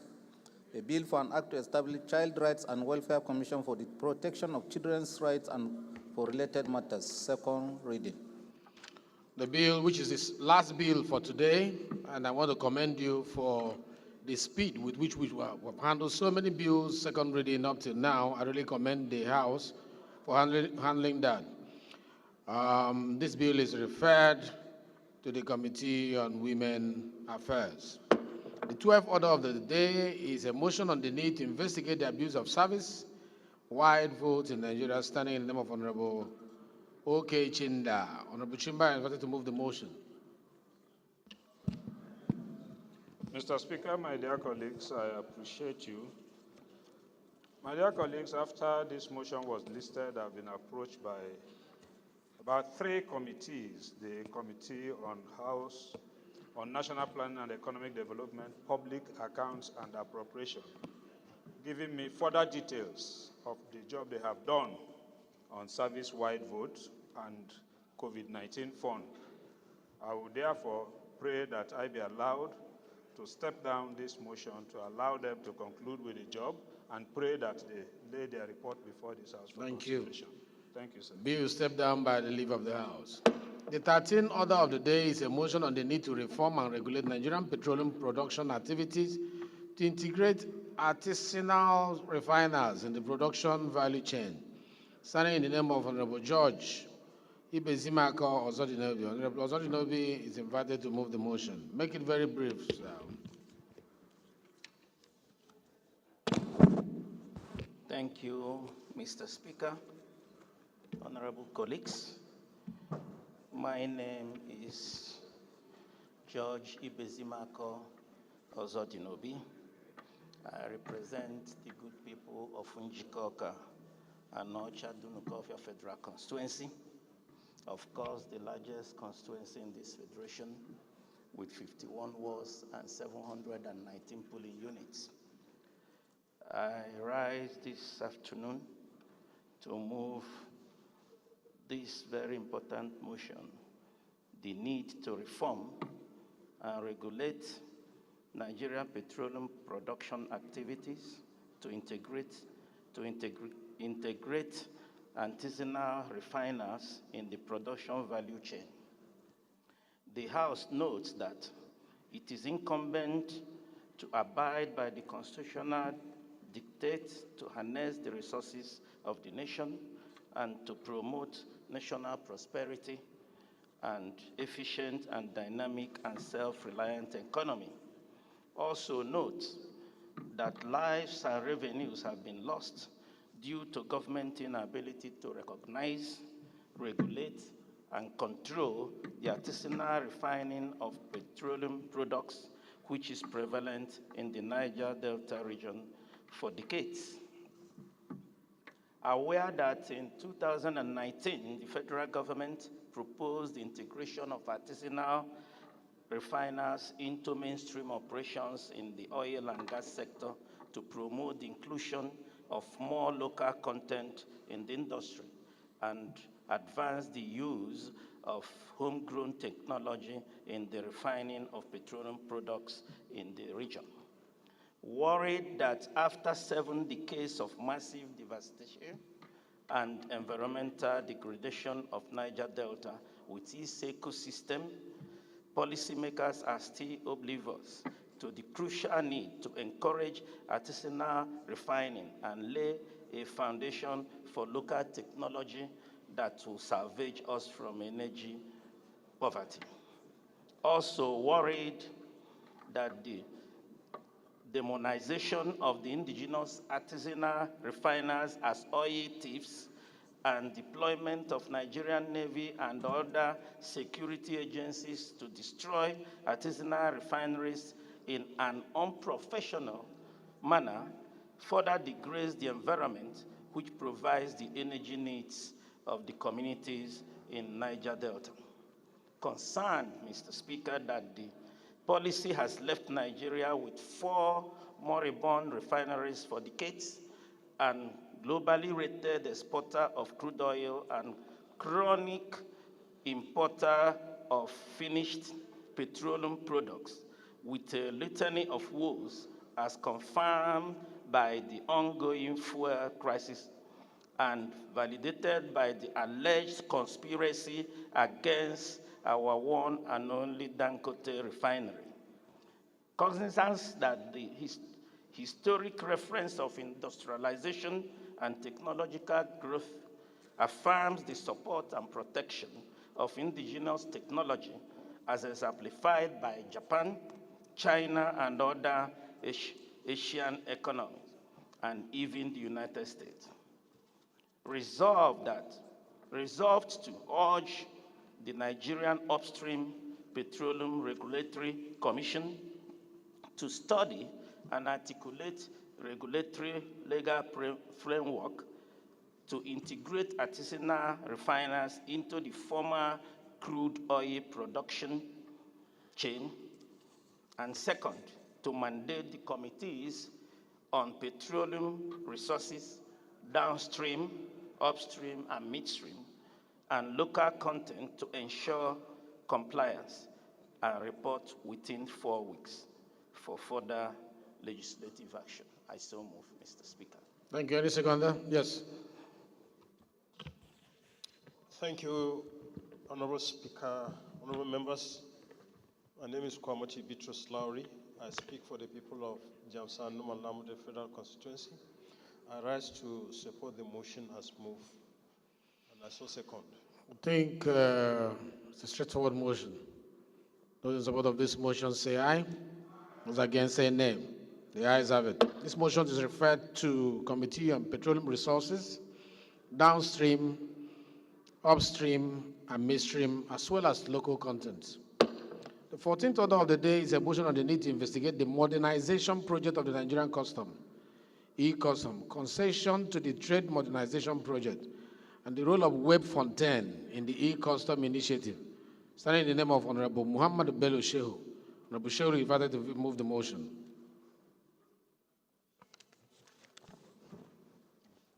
Thank you, Mr. Speaker. Distinguished honorable colleagues, my name is Barrister Muhammad Bello Shehu, representing the people of Fagge Federal Constituency. Mr. Speaker, I'm from Kano State. Mr. Speaker, the House notes that at the twilight of the tenure of the former Controller General of the Nigerian Customs Service, Colonel Hamid Ali, the NCS concessioned and modernization of its operations, referred as e-Customs, with the company known as Trade Modernization Project, TMP. Also note that, Mr. Speaker, the concession of the e-Custom project to TMP effectively ended engagements with previous service providers, heightening expectations for improved efficiency and effectiveness in the customs operations. Further note that, Mr. Speaker, that the Web Fontaine Ltd was engaged in 2006 to automate all NCS systems to replace manual processes in terms of being able to generate customs documents like Form M and Pre-Arrival Assessment Report, PAAR, formerly known as the Risk Assessment Report, under a service level agreement set to terminate in December 2016. Mr. Speaker, and the House observes that despite this stipulated termination date, Web Fontaine continues to operate alongside TMP, suggesting overlapping roles within the e-Custom framework. Concerned that contrary to expectations of improved services and network, the implementation of the e-Customs projects has been plagued with frequent network failures, over reports of frequent network failures within the e-custom project, sometimes lasting up to 2 weeks, resulting in substantial revenue losses to the Federation account. Mr. Speaker, distinguished honorable colleagues, alarmed that these network disruptions have substantial and unjust burden on increased operational costs for manufacturers, traders, and other stakeholders at the ports, which in turn forces them to incur damages and detention fees, ultimately passing this increased cost to helpless Nigerian consumers, thereby exacerbating the cost of goods and services. Worried that the engagement of both TMP and Web Fontaine on overlapping responsibilities within the same project potentially creates waste and redundancies, leading to inefficiency and a lack of transparency in the public resources utilization. Convinced that a thorough investigation into this issue is essential for enhancing service delivery, restoring public confidence, and safeguarding public resources. Resolve, Mr. Speaker, to mandate the Committee on Custom and Excise to investigate the A, concession of the Nigerian Customs Service Modernization Project and examine the frequent network disruption currently impacting the e-custom service delivery, and B, the rationale behind engaging two concessionaires, Trade Modernization Project and Web Fontaine Ltd, on overlapping responsibilities when such tasks could potentially be managed by a single organization using Service Level Agreement, SLA, as a guided reference, and report back to the House within 4 weeks for further legislative action. I so move, Mr. Speaker. Thank you. Thank you. Any seconder? The man on white behind Chico. Thank you, the Honorable Speaker. My dear colleagues, Ahmad Abdullahi Kalambena Sadonan Kalambena is my name, and I represent Kwali Wamoko, Federal Constituency of Sokoto State. Mr. Speaker, I stand to second the motion, ably moved by my dear colleague. I so second. Thank you. Thank you, honorable colleague. Amendment? Yes, let's hear the amendment. Go ahead, my palace. Thank you, Mr. Speaker. Kabir Ahmadu Palace is my name. I represent the entire Source IP Federal Constituency. Speak into the mic so that we can hear. Kabir Ahmadu Palace is my name. I represent the entire people of Source IP Federal Constituency. Mr. Speaker, I'm from Zamfara State. Mr. Speaker, I want to suggest that we should add committee on ICT to join committee on custom. Committee of what? ICT, considering that ICT. Committee on ICT. Mr. Speaker, we are talking about the e-custom, and ICT has a major role to play there.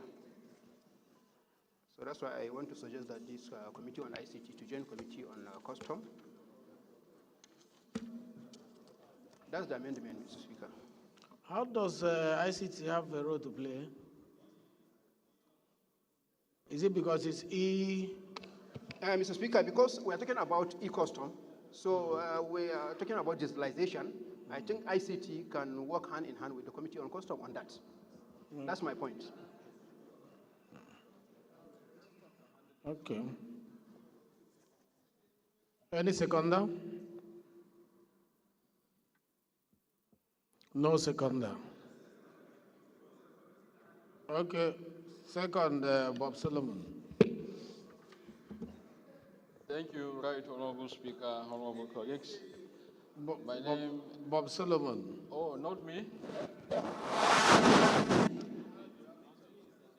Follow me?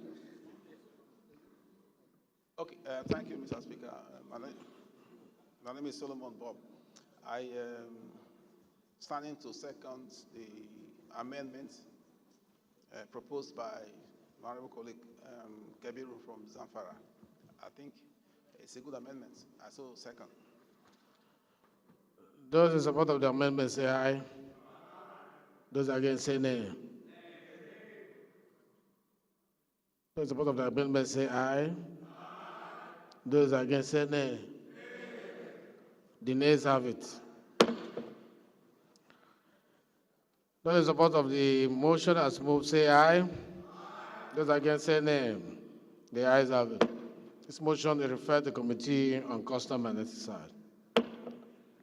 The 15th order of the day is a motion and a call for utilization of the Adada River Dam and need for the provision of access road for the dam, standing in the name of Honorable Martin Oke. Honorable Oke is invited to move the motion. Is he here? It's an infrastructure motion, Honorable. Just because of time, mention and then go to your prayers. Yes, Mr. Speaker, honorable colleagues. I am Honorable Dr. Martin Soke. I represent Igbeti Tozo and the Federal Constituency. I'm from Enugu State. I rise to move a motion on a call for utilization of Adada River Dam and need for the provision of access road for the dam. This motion is co-sponsored by Honorable Mark Chidi-Obeta, member representing Nsukka and Igbeti South Federal Constituency of Enugu State. The House notes that Adada River Dam is located on the Adada River origin, a natural boundary between Igbeti and Ozuwa local government areas, which make up Igbeti, Ozuwa, and Federal Constituency of Enugu State. The construction of the dam by the federal government was completed in 2016, proposed to be a significant supply of water for the Greater Nsukka Water Scheme, providing potable water from Nsukka Town, University of Nigeria, Nsukka, and the surrounding communities. Concerned that the Adada River Dam is nearly inaccessible, remote, unutilized, due to the Adada River and Kudogu Road's terrible state of decay and impassability. Aware that the poor access to potable water in Nigeria remains a key contributing factor to high rates of morbidity and mortality among children due to their greater susceptibility to waterborne diseases, including diarrhea, which constitutes to be the primary cause of death of over 70,000 children under the age of 5 years annually in Nigeria. Also aware that the project, costing over 4 billion naira, was completed in 2016, but the dam is yet to serve the purpose for which it was constructed. Worried that despite several promises of provision of potable water from the project, the Adada River Dam has remained non-functional, failing to address the sufferings of the people as emphasized at the project conceptualization point. The House resolves to urge the Federal Ministry of Water Resources and other associated stakeholders in the project to put Adada River into use to the advantage of the communities as it was provided for, including University of Nigeria and Nsukka. And also urge the Federal Ministry of Agriculture and Rural Development to provide an access route to the Adada River Dam by constructing the 14-kilometer Adada River and Kulogu Road, and mandate the Committees of Water Resources and Rural Development ensure compliance. I so move, Mr. Speaker.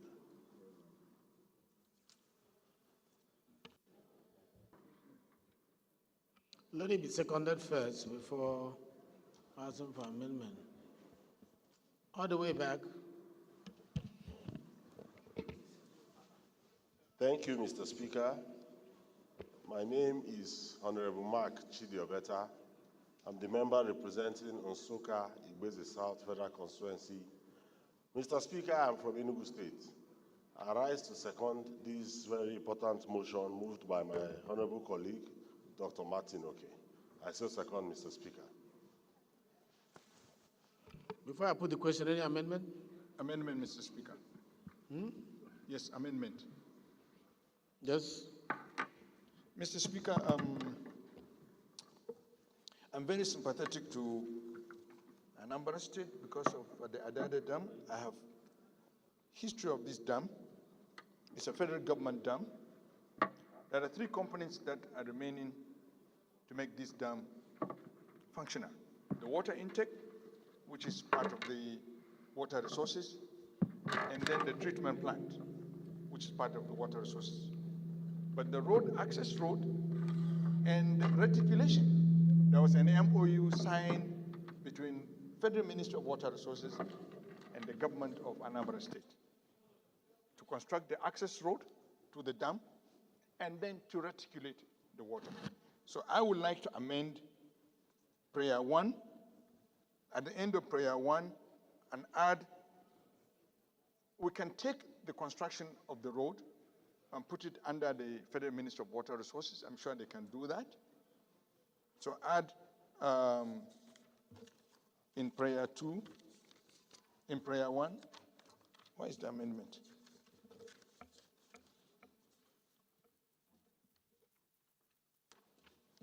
Yeah, it's here. Delete prayer 2 and amend prayer 1 and 3 to become prayer 2. Prayer 1, insert after the word in third line, provide an access road to the dam.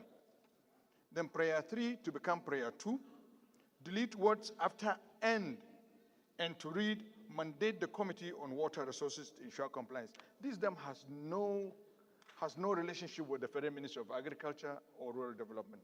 Personally, they don't have any relationship actually with this, so we should not include the Committee on Agriculture and Rural Development for compliance because they may not have any role to play in the completion of this dam. I so move, Mr. Speaker. To these amendments? Yes. Thank you, Mr. Speaker. You're welcome back. Thank you, Mr. Speaker. Good to have you back from the courts. Thank you, Mr. Speaker, honorable members. My name is Honorable Dennis Nnamdi Agbo. I need to inform us, just following the last speaker, the major reason Are you supporting, seconding his amendment? Yes, I am supporting his amendment, but with another, with an information. No, second first.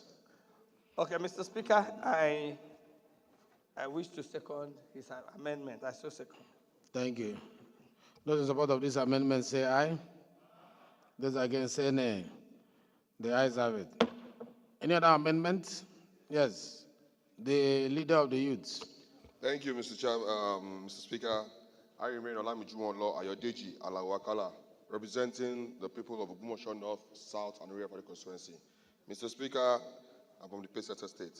Mr. Speaker, my amendment will be so straight. Having in mind that this has to do with road infrastructure and all, I would say we should also incorporate the Committee on Works, the House Committee on Works, on this, since it has to do with road infrastructure and road construction.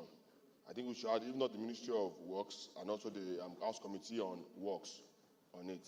Thank you. I so move, Mr. Speaker. Committee on Works. Any seconder to that amendment? Yes. Not you, Baba. Thank you, Your Excellency, Mr. Speaker, and my colleagues. You are welcome. My name is Honorable High Chief Kenny Small. Oh, is that you? Yes, sir. Your Excellency, that's me. I was thinking you are like Jadamu. That is very good. Thank you, Your Excellency. The Inze is wearing like a true Nigerian. Yes, sir, Your Excellency. Today Hausa, tomorrow Yoruba, next tomorrow Igbo. Good. Thank you, Your Excellency. We are true Nigerians. That's good. Yes, we are trying to do things that will unify us more. Thank you, sir. So my name is Honorable High Chief Kenny Small Chukwugozie Nwachukwu. I am from Imo State, Nigeria, and I represent the great people of Olo, Osu, and Oro East Federal Constituency. I rise, Mr. Speaker, to second this motion heavily moved by my friend and my strategic ally. I so second. Thank you. Those in support of this amendment say aye. Those against say nay. The ayes have it. Those in support of the motion as amended say aye. Those against say nay. The ayes have it. Motion is referred to Committee on Water Resources and Rural Development as well as Works.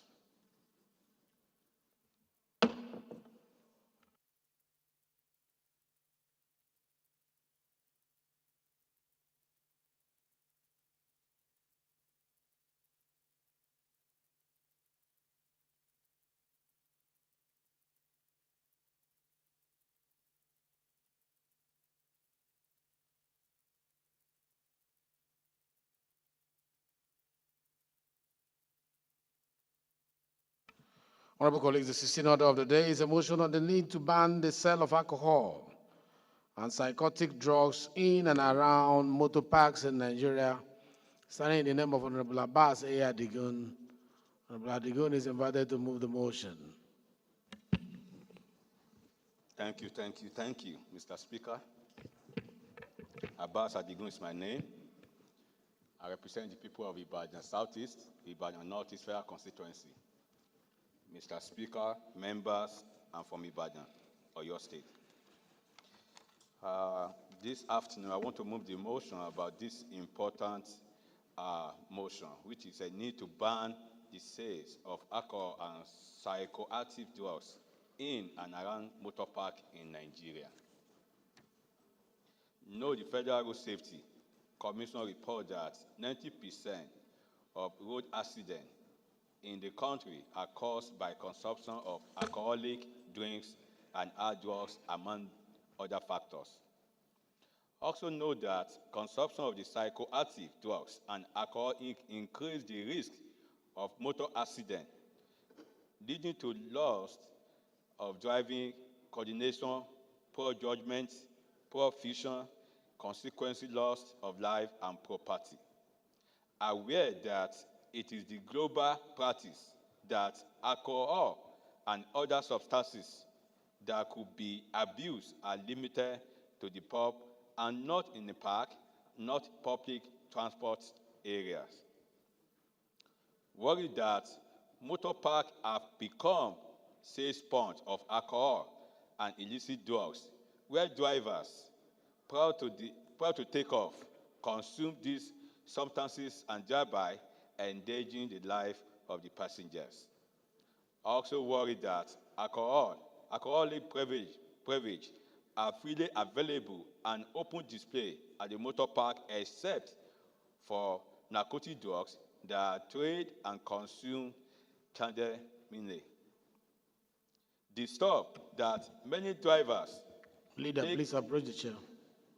Disturb that many drivers take alcohol and hard drugs before embarking on their journey simply because they are being sold at the motor park. Honorable Flata, sitting as the leader of the House. Engaging the Take life the position of as the leader of the passengers House. and Honorable Flata. pedestrians. Resolved to, number one, urge federal government, state and local government area to immediately ban the sales of alcohol drinks and other drugs-related substances in and around motor park in Nigeria. Number two, also urge the Federal Road Safety Commission to extend its services to the parks and carry out random tests for drivers to ensure that they are not under any influences. Number three, further urge transport businesses owners with a private park to discourage the sales of alcoholic drinks in the parks. Prayer number four, again, urge the National Drugs Law Enforcement Agency, NDLEA, to beam its searchlights in the motor park across the country to arrest and prosecute dealers and consumers of illicit drugs. Lastly, mandate the Committee on Drugs and Narcotics to ensure the compliances. I so move. Mr. Speaker, thank you, sir. My palace, please. Second. Turn off your Degu. Thank you, Mr. Speaker. Honorable colleagues, Kabiru Ahmadu Palace is my name. I represent the entire people of Bosos Federal Constituency. Mr. Speaker, I'm from Zamfara State. I rise to second this very important motion, Mr. Speaker. I so second. Thank you. Amendment? Yes. Mr. Speaker, my name is Honorable Mukhtar Umar Zakari. I represent Tarani Federal Constituency. I'm from Kano. My amendment is also to mandate the state and local government that control parks to do eye tests, especially for night riders, those drivers that drive in the night. And also not to discourage the sale of alcohol, to completely stop selling alcohol at motor parks for both private and state local government parks. Thank you, Mr. Speaker. I so move. Let me mention that there is a limit to which we can handle the issue of motor parks, because by law they fall under the states and the local government. But if the subject matter is that of alcohol, on the sale of alcohol, we can handle only to that extent. But to go into, if it has to do with construction of motor parks, how they operate and all that, it doesn't fall under the mandate of a federal legislature. But if it comes to the subject matter of alcohol, we can handle. So I will pray that we restrict the conversation within that alcohol and allow them to manage their motor parks the way they deem fit as allowed by their local laws. May I plead with you to step down that amendment on the issue of eye test? Okay, Mr. Speaker, I step down the eye test, but completely stop the selling of alcohol at motor parks. Thank you, Mr. Speaker. Thank you very much. Let me just put the question. Those in support of this motion as amended, say aye. Aye. Those against, say nay. The ayes have it. This motion is referred to Committee on Drugs and Narcotics. Honorable colleagues, the 17th order of the day is a motion on need to increase allocation of the Nigerian Correctional Service for effective delivery of the Nigerian correctional system. Standing in the name of Honorable Chinedu Oga. Honorable Oga is invited to move the motion. Thank you, Mr. Speaker. Honorable colleagues, I'm Right Honorable Comrade Chinedu Oga, and I speak for the good people of Ikwo-Ezasa Federal Constituency. Mr. Speaker, I'm from Ebonyi State. Honorable Chinedu, you try and make it as brief as possible because it's too long. Thank you, Mr. Speaker. The need to increase the allocation of Nigeria Correctional Service for effective delivery of Nigeria Correctional System. Note that the Nigeria Correctional Service bear the responsibility of safeguarding, fostering, rehabilitating inmates, for however frequent jailbreak and services infractions have emerged as a present national security in Nigeria. Also note that overcrowded facilities, natural disasters have led to the jailbreaks, allowing the criminal to escape to integrate back into the society, subsequently increasing the crime rates and the social vices in the country. Worries that the trajectory in links to the federal government, negligence in providing adequate budgetary allocation to the Nigeria Correctional Service have led to concern about its effectiveness. Observe that the capital budget is used globally as the evidence and management tools to reflect the values and the priority of a government and consign such priority in line with the goals of the nation. Also observe that the capital budget allocation to the Nigeria Correctional Service is sufficiently low to execute meaningful projects within the timeline of the medium-term expenditure framework, while about 80% of their projects, either ongoing or new projects, are abandoned due to the funding. Further note that the feeding ratio for inmates should be increased from 1,125 a day to 4,000 to reflect the current market reality and prevent further protests or violation of the correction centers in the country. Concerned that 2024 capital budget allocation is 14 billion to the service inadequate to the accommodating critical expenditure items as such renovation of custodian centers nationwide, which cost about 120 million each, construction of 3,000 capacity medium security custodian center as details in the budget procurement of for security gadgets, equipment, skill acquisition, programs, psychological support services system, construction and rehabilitation of staff quarters, among others. Also concerned that the current state of custodian centers across the country is unfit to rehabilitate inmates, thereby leading to increased recidivism and the crime recurrence. Concerned of the need for upward review of the Nigeria Correctional Service capital budget allocation to 30 billion in 2025 budget estimate to complete ongoing and abandoned projects in each of 6 geographical zones. Also worried that lack of increase of this capital allocation to the service could lead to an inevitable increase in jailbreak due to the overcrowded facilities, poor living conditions, inadequate vocal skill acquisition training program. Resolved, urge the Federal Minister of Finance, Budget Office of the Federation to increase the capital budget allocation to the Nigeria Correctional Service to 30 billion in 2025 budget estimate, to enable the complete all the critical ongoing and abandoned projects, and to increase the ration feeding of inmates from 1,125 to 4,000 per day. Mandate the Committee on Reformatory Institutions and the Committee of Appropriation to ensure compliance. Mr. Speaker, I hereby move. Any seconder to this motion? Yes, Saleh. No, let it be seconded first. Yes, you go ahead. Mr. Speaker. No, not you, Doctor. Hello.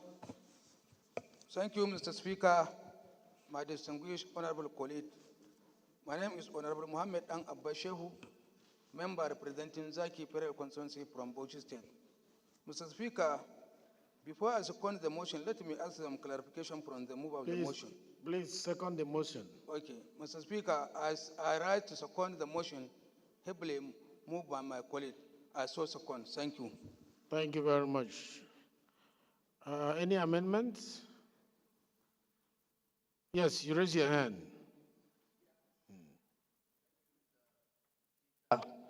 I still remain Honorable Ahmad Abdullahi Kalambaina, Sardonan Kalambaina, and I represent Kwari Wamaku, Federal Constituency of Sokoto State.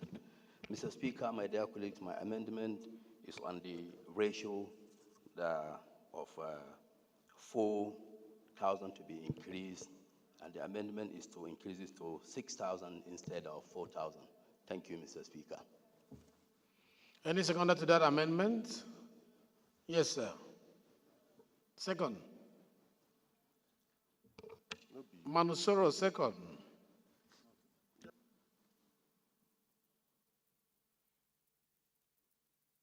Body's mic, okay. Thank you, Right Honorable Speaker, Honorable colleagues. Masuru Manu Soro, Darazo Ganjua Federal Constituency. I rise to second the motion, ably moved by my colleague. I so second. Mr. Speaker, I want to amend the prayer again, if you so permit. Those in support of these amendments say aye. Those against say nay. The ayes have it. Manu, you want to amend any further amendment? Let's hear from Manu since he's already started, and then Cyril. Yes, Mr. Speaker, prayer number one that is praying for the budget office to increase the budget to 30 billion. We don't know what budget ceiling the budget office may have for the Nigerian Correctional Service. So I don't want us to put an amount there. And number two, most importantly, with regards to the costing of the the put of the inmates, we don't have the procurement element for us to arrive at the costing. So I think if we can remain silent with regards to the costing of the food, so that the correctional service, I think it is their job for them to do market survey to arrive at their costing. So I want to amend the prayer, if the House permits, for us to remove these two aspects contained in the prayer as it is. Thank you. Any seconder to that amendment?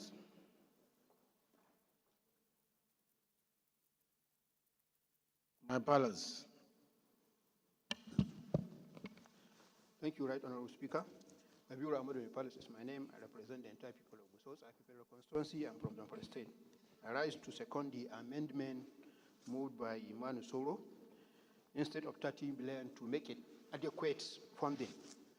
I so second, Mr. Speaker. Thank you. Those in support of this amendment say aye. Those against say nay. Those in support of this amendment say aye. Those against say nay. The ayes have it. Cyril. Thank you, Mr. Speaker. My name is Hart Cyril Godwin. I represent the fabulous people of Degema Boni Federal Constituency, Speaker, I'm from River State. My alignment is in tandem with that of the last speaker, but he wasn't specific in his terms. So I would like to amend I to read, resolve to urge the Federal Ministry of Finance and Budget Office of the Federation to increase capital budget allocations to the Nigerian Correctional Service to a substantially is the word, Nigerian Correctional Service substantially in the 2025 budget estimate to enable it complete all critical ongoing and abandoned projects to increase ratio feeding per inmate in line with the economic realities. That is too wide. I deleted the figures and used substantially in place of 30 billion, and I deleted 1,125 naira to 4,000 to in line with economic realities. And for emphasis, is it been? I get it. Okay, is it been I contained get it now. in its Any body? seconder to that amendment? Yes, idem.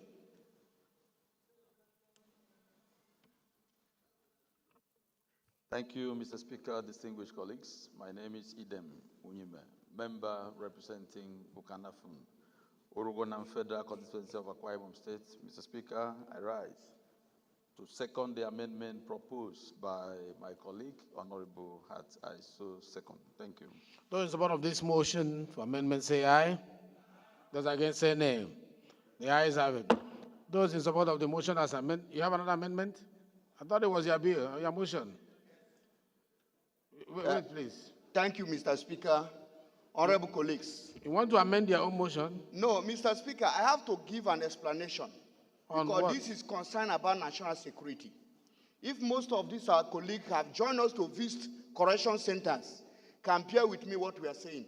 A feeding ration to an inmate before now. But they are supporting you. I know, but the truth is that if we did not mention actual amount there, nothing is going to be done. It might be more than that amount. What they are asking is that there should not be that bracket and limitation, because the need, when analyzed, might be bigger than what you have.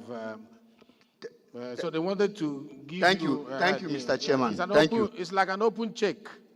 The Parliament want to give your agency an open check so that you will not be restricted. Are you okay with what they are trying to do? And we have already voted. Thank you, Mr. Speaker. I think we should not water this thing down with so much amendment. Deputy Chairman of Rules, you want to amend it more? Okay, make it brief.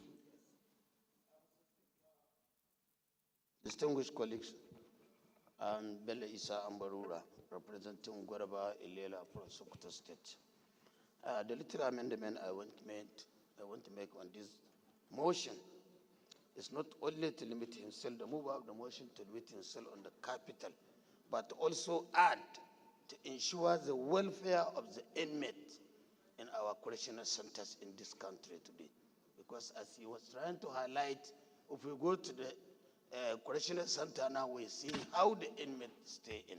So let him add the capital budget and in order to ensure the welfare of the inmate in our Nigerian correctional institution. Thank you. Okay, so you are saying not beyond the capital budget projects that, but there's something he mentioned there. He said increase ratio feeding per inmate, which has to do with their welfare. So beyond the capital project, he included the welfare of the inmates. Are you okay with that? Because you are talking about their feeding, and he has already included it in his prayers. Do you want to step down your amendment? Apart from feeding, Mr. Speaker, there are so many things. Other welfare. Of course, there are so many welfare that one can look into the correctional centers or in the prisons. We don't lose anything by including their welfare. Any seconder to that motion? No seconder. You want to second? Okay, second. Baba, you want to second the motion? Okay, you don't even know what the motion was. Okay, so let me put the question. Those in support of the motion as amended, say aye. Those against, say nay. The ayes have it. This motion is referred to the Committee on Reformatory Institution as well as Committee on Appropriation.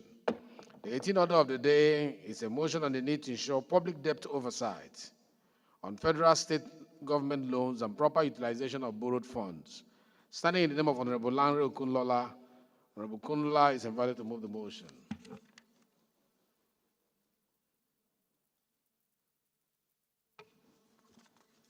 Thank you, Mr. Speaker.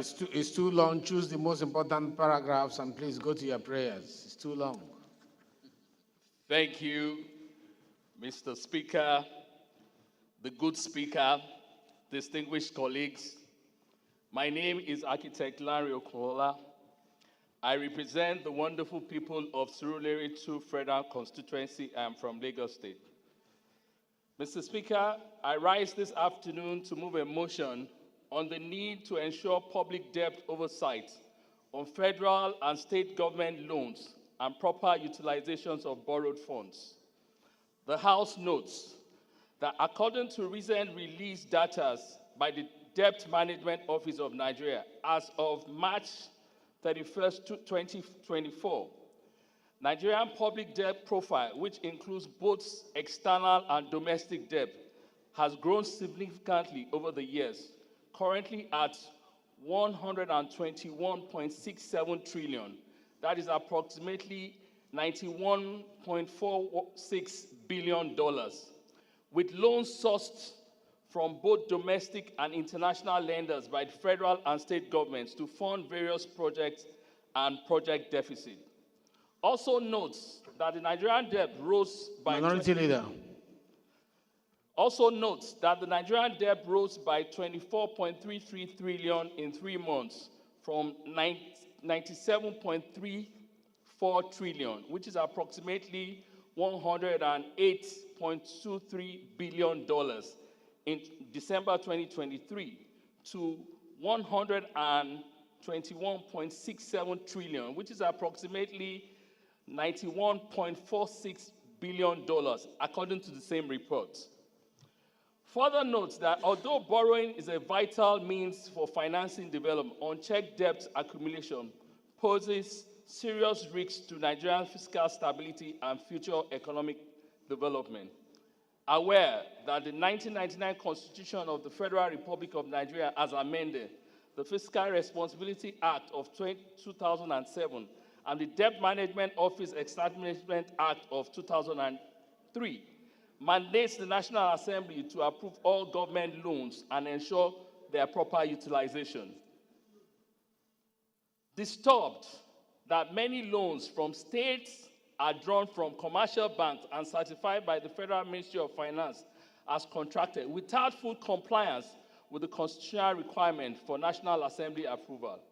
Additionally, there are instances where borrowed funds are not effectively utilized for the intended purpose, undermining the benefit of such loans to the citizen. Worried that contrary to the elusive image of the oil-rich country, Nigeria is a heavily indebted country with a huge debt portfolio.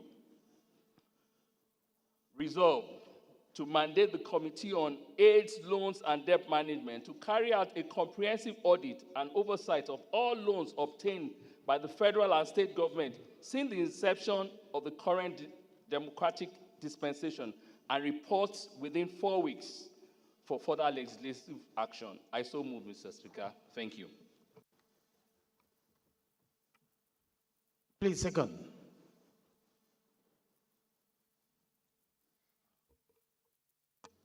Thank you very much, Mr. Speaker, the Right Honorable Benjamin Okeze-Kalu, Enyabia, presiding.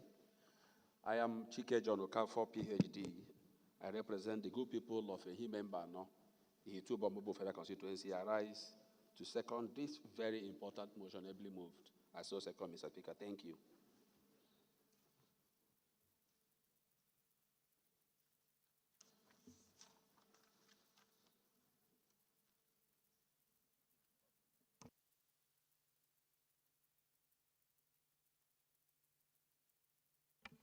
Thank you very much. It's straightforward. I just put the question. Those in support of this motion say aye. Those against say nay. The ayes have it. Leader, please move. The 19th order of the day is consideration of 5 bills, starting in the name of Honorable Julius Ihomvere, House Leader. House Leader will move for their consideration. House Leader, I want you to move the 5 bills at the same time, using their HB numbers. So that you just move HB number, this, that, so that we can move for consideration. Thank you, Mr. Speaker. I am Abakar Samfulata. I represent Berniwa Krika Samaguri Federal Constituency. Mr. Speaker, I am from Jigawa State. I'm standing for the House Leader. Mr. Speaker, I move that the House do consider the report on a bill, House number 481 and 627, and for related matters. The House also move that the House do consider a report on a bill with House number 179 and for related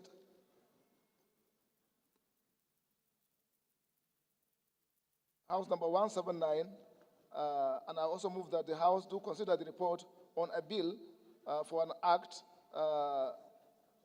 to make provisions for the integration of private closed-circuit television (CCTV) with number HB 177. I also move that the House do consider a report on a bill for an act to repeal the National Inland Waterways, Chapter 47 of Laws of the Federation of Nigeria, House Bill number 790. I also move that the House do consider a report on a bill for an act to amend the National Broadcasting Commission Act, Chapter N11, House Bill number 1816. I so move, Mr. Speaker. Leader, please, second. Mr. Speaker, my dear colleagues, I rise to second the motion for the third reading for consideration of 5 bills. As listed by the leader. As listed from 19 to 23 in the other paper. I so second. I ask the question. Those in support of this motion say aye. Those against say nay. The ayes have it. The 20th order of the day is consideration of 2 reports of the Committee on Federal Colleges of Education. Honorable Adamu Tanko will move for their consideration. Honorable Tanko is not. Thank you, Mr. Speaker. Respected colleagues, Adamu Tanko is my name, and I'm speaking for the people of Sulaja, Gurara, and Taf Federal Constituency. Mr. Speaker, I'm from Niger State. I rise to move the motion that the House do consider the report of the Committee on Federal Colleges of Education on a bill for an act to amend the Federal Colleges of Education Act, Cap F8 Laws of the Federation of Nigeria 2024, to provide for the establishment of Federal College of Education Technical, or TAN Aye Baju, Ocean State, and for related matters, HB 1072, and approve the recommendations therein. I so move, Mr. Speaker. Any seconder? What of you are the number 25? You would have done it together. Because it's your name I'm seeing there, so do it together, please. Thank you, Mr. Speaker. And also, that the House do consider the report of the Committee on Federal Colleges of Education on a bill for an act to amend the Federal Colleges of Education Act, Cap F8 Laws of the Federation of Nigeria 2024, to provide for the establishment of Federal College of Education Technical, Fufuri, Adamawa State, and for related matters, HB 1018, and approve recommendations therein, laid on the 17th of 7/2024. I so move, Mr. Speaker. Thank you very much. Any seconder? Yes, Attorney. Thank you, Mr. Speaker. My name is Honorable Attorney Matthew Nwogu. I speak for the people of Abombise, Ngapala Federal Constituency. Mr. Speaker, I rise to second the motion ably moved by my colleague on his report, laying his report HB 1072 and HB 1018. I so second.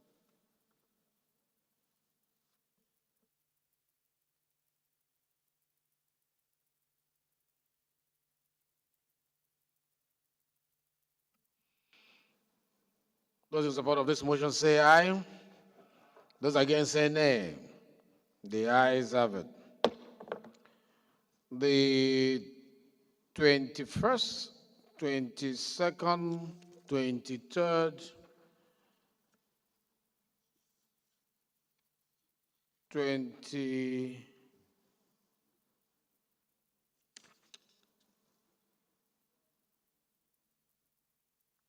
Yeah, the 21st and 22nd,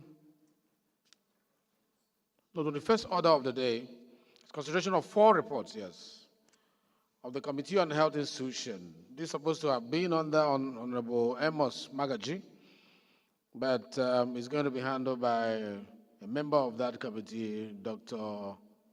Martin Soke.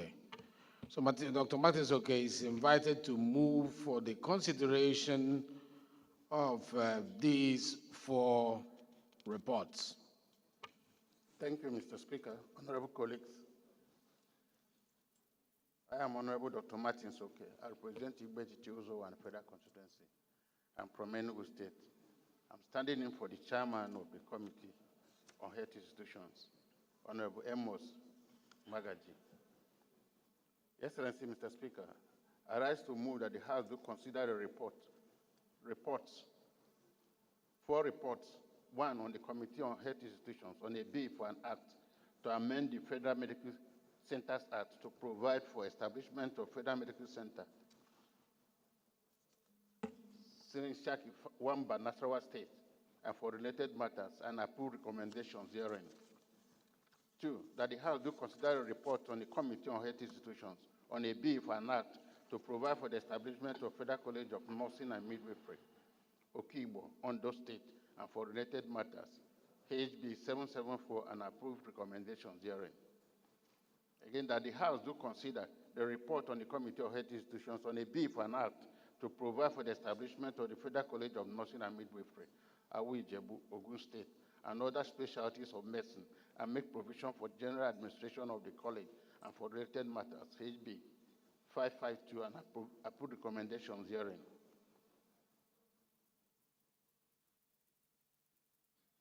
I so move, Mr. Speaker. You have few. What of 20? Which 20? What did you do? You didn't finish them. Up to 29. Did you do 29? HB 552. 29. Yes, Honorable Speaker, honorable colleagues. I rise also to move that the House do consider a report on the Committee on Health Institutions on a bill for an act to provide for the establishment of Federal College of Nursing and Midwifery, Awi-Ijebu, Ogun State, and other specialties of medicine, and make provisions for the general administration of the college and for related matters, HB 552, and approve recommendations herein. 26. Mr. Speaker, honorable colleagues, I rise also to move that the House do consider a report on the Committee on Health Institutions on a bill for an act to amend the Medical Center Act and establish Federal Medical Center at Ota, Ogun State, and for related matters, HB 349, and approve recommendations herein. I so move, Mr. Speaker. Any second down? Yes, all the way at the back.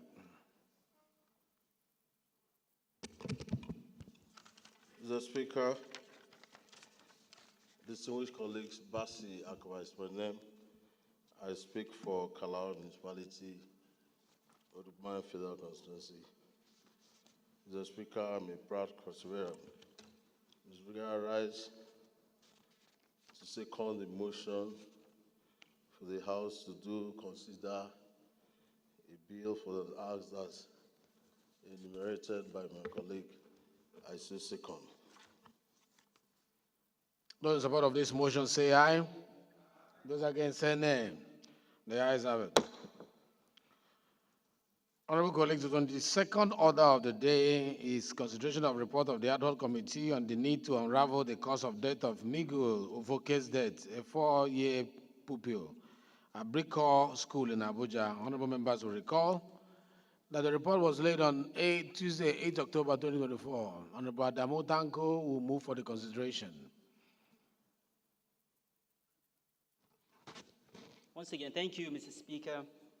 I remain Adamu Tanko, speaking for the people of Sulaja, Gurara, and Taf Federal Constituency.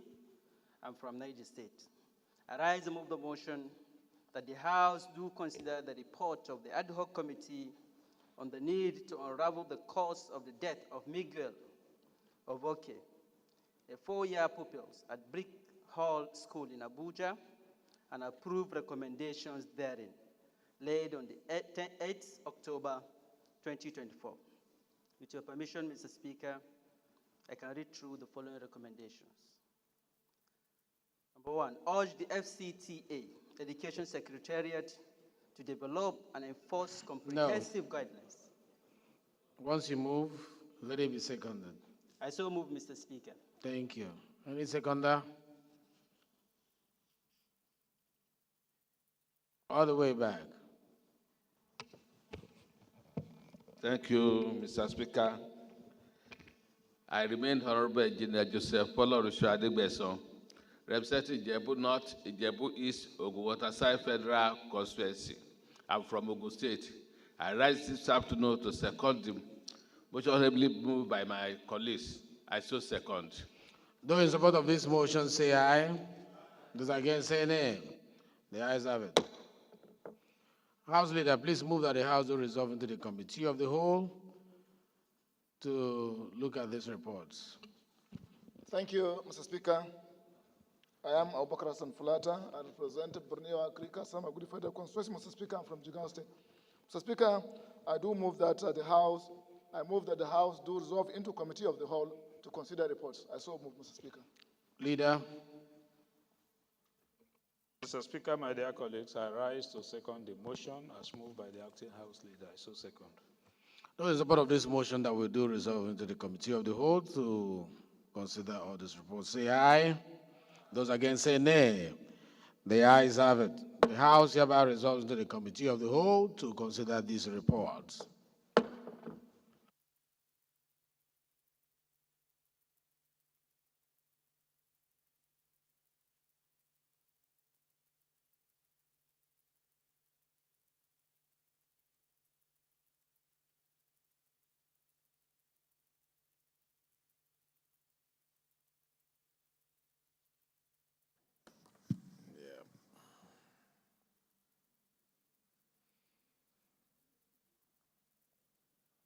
Most distinguished colleagues, the first bill to be considered is for an act to repeal the Standard Organizations of Nigeria Act number 14 of 2015 and enact the Standard Organization of Nigerian Act for the purpose of providing additional functions for the organization, creating new offenses and increasing penalties for offenses relating to standardization and for related matters. I invite Honorable Julius, the House Leader, in this case, Honorable Fulata, to give the synopsis of the bill in 1 minute. Well, Mr. Speaker, Mr. Chairman, as you mentioned, this bill essentially seeks to expand the functions of Standard Organization of Nigeria and also to review the existing penalties as they are outdated. Urge honorable colleagues to expeditiously pass this bill. Thank you, honorable colleagues. The question is that clauses 1 to 51, the schedule, explanatory memorandum, and the long title of the bill be made parts of this bill. Clauses 1 to 10, 10 to 20, 20 to 30, 30 to 50, 51.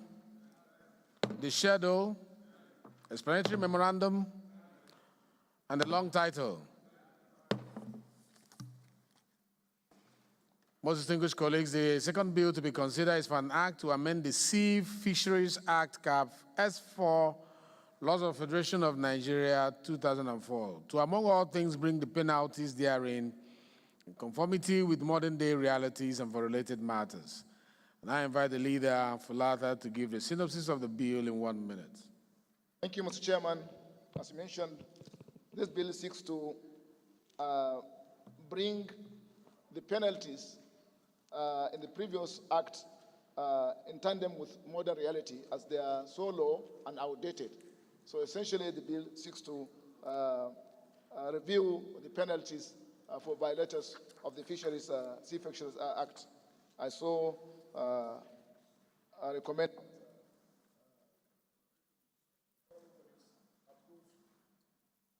approve the review of this bill. I so submit. Thank you. Honorable colleagues, the question is clauses 1 to 8, the schedule, explanatory memorandum, be made part of the bill. Clause 1? Yes. What is the issue? Sorry, Mr. Chairman, my dear colleagues. I think the main cross of this bill is the amendment of the penalty. What we had in the law was £250,000 or dollar, $250,000, and we're amending it to read 50 million naira. Not less than 50 million naira, which is far, far below $250,000. So I think that we should look at it a second time. And the essence of this penalty is that it has to do with international bodies. That's violation. Who is reducing the penalty? Reducing the penalty will encourage the offenders to do more and just dash you 50 million. International offenders. I mean, it doesn't. In fact, they should even increase it from 250,000. 250,000 is even considered to be very low, considering what they are doing in our waters. And that's the truth. So I will propose that we say that the penalty should be equivalent of not less than $500,000 if we are avoiding using foreign currency. Any seconder to this amendment? Yes, see them. Speaker, distinguished colleagues, my name is Idem Unyime, member representing Ukanafun, Orogon Federal Constituency of Akwa Ibom State. Mr. Speaker, I second the amendment proposed by the minority leader. I so second. Thank you. Those in support of this amendment say aye. Those against say nay. The ayes have it. So it is now going to read how much? 500? Not less than $500,000. Please take notes.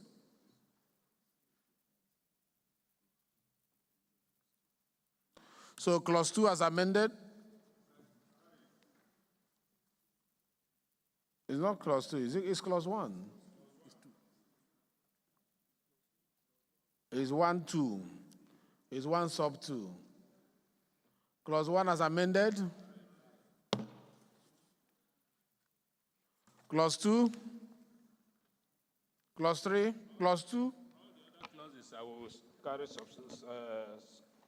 consequential amendments so that they can tidy it up, because they're all on prices. So all the clauses will now reflect this amount? Yes, sir. In all of them. Amendments. Carried? Carried. Any other amendment? No amendment? You want to say something? Mr. Speaker, number 5, I don't know whether it has taken care by leader. I also, number 5, where I think it's 50,000. Clause 5? Clause 5, yes. That is on page 3. Page 3. Section 11. No, page 2. I think page 2. We said we are going to do consequential amendment on the amount. Okay. Okay. And put it 500,000 in all. Is that? Clause 3, clause 4, clause 5, clause 6, clause 7, Clause 8. The shadows, explanatory memorandum, long title.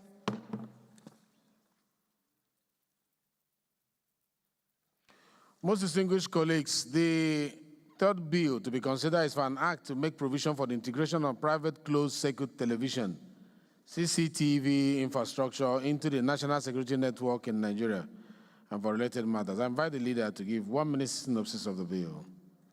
Leader, please. Mr. Chairman, this bill seeks to enhance national security by integrating the use of CCTV in infrastructure, both private and public, compulsory. Straight to the point. That was very good, leader. Honorable colleagues, the question is that clauses 1 to 8, the schedules, explanatory memorandum, and the long title of the bill be made part of this bill. Clause 1, clause 2, clause 3, clause 4, clause 5, clause 6, clause 7, clause 8, explanatory memorandum, the schedules, the long title of the bill.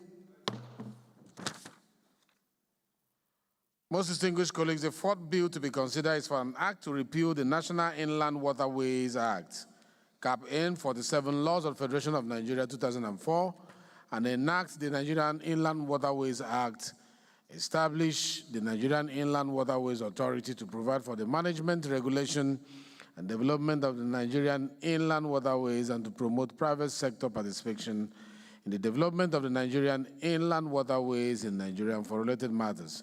I invite the leader to give us 1 minute synopsis of the bill again.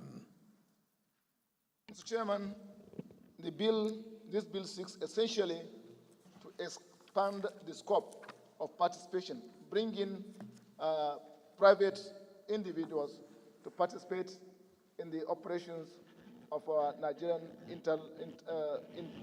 inland waterways. I so submit, Mr. Speaker, Mr. Chairman. Thank you very much, honorable colleagues. The question is that clauses 1 to 64, the schedule, explanatory memorandum, and the long title of the bill be made part of this bill. 1 to 10, 10 to 20, 20 to 30, 30 to 50, 50 to 60, 61, 62, 63, 64. The shadows, explanatory memorandum, and the long title of the bill.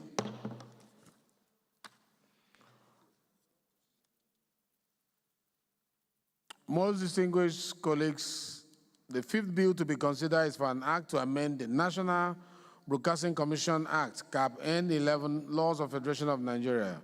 Standing in the name of the leader. Leader, please. Thank you, Mr. Chairman.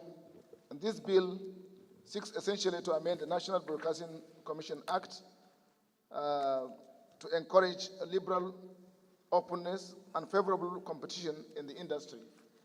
That's the intention of the bill. Thank you, honorable colleagues. The question is that clauses 1 to 5, the schedules, the explanatory memorandum, and the long title of the bill be made part of this bill. Clause 1, clause 2, clause 3, clause 4, clause 5, the schedules, explanatory memorandum, the long title of the bill. Distinguished colleagues, the fifth report to be considered is that of the Committee of the Federal Colleges of Education on a bill for an act to amend the Federal Colleges of Education Act, Cap F58, Laws of the Federation of Nigeria 2004, to provide for the establishment of Federal College of Education, Technical Otan, Ayagbeju, Osun State, and for related matters. I invite Adamu Tanko to give us 1 minute synopsis of the bill. 1 minute. Thank you, Mr. Chairman. It's an establishment bill, and it is meant to expand opportunities in terms of access to teacher education in the country. Thank you. Thank you very much. Honorable colleagues, the question is that clauses 1 to 3, the schedule, explanatory memorandum, and the long title of the bill be made part of this bill. Clause 1, clause 2, clause 3, the schedules, the explanatory memorandum, and the long title of the bill.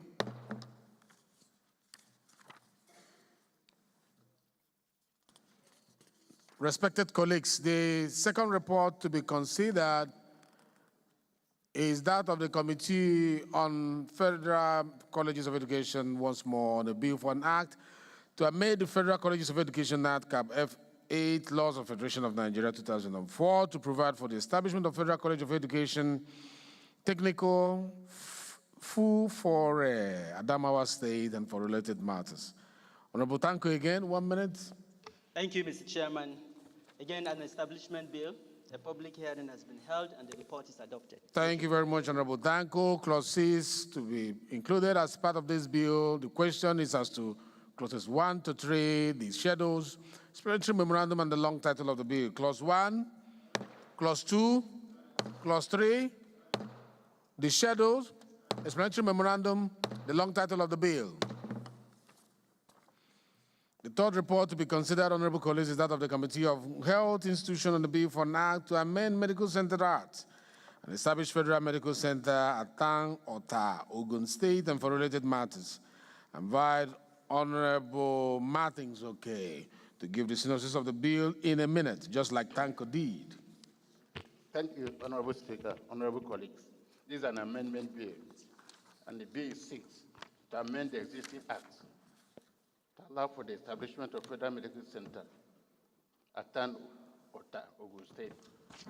Thank you very much. Honorable colleagues, the question is that clauses 1 to 3, the schedules, explanatory memorandum, and the long title of the bill be made part of this bill. Clause 1, clause 2, clause 3, the schedules, explanatory memorandum, and the long title of the bill.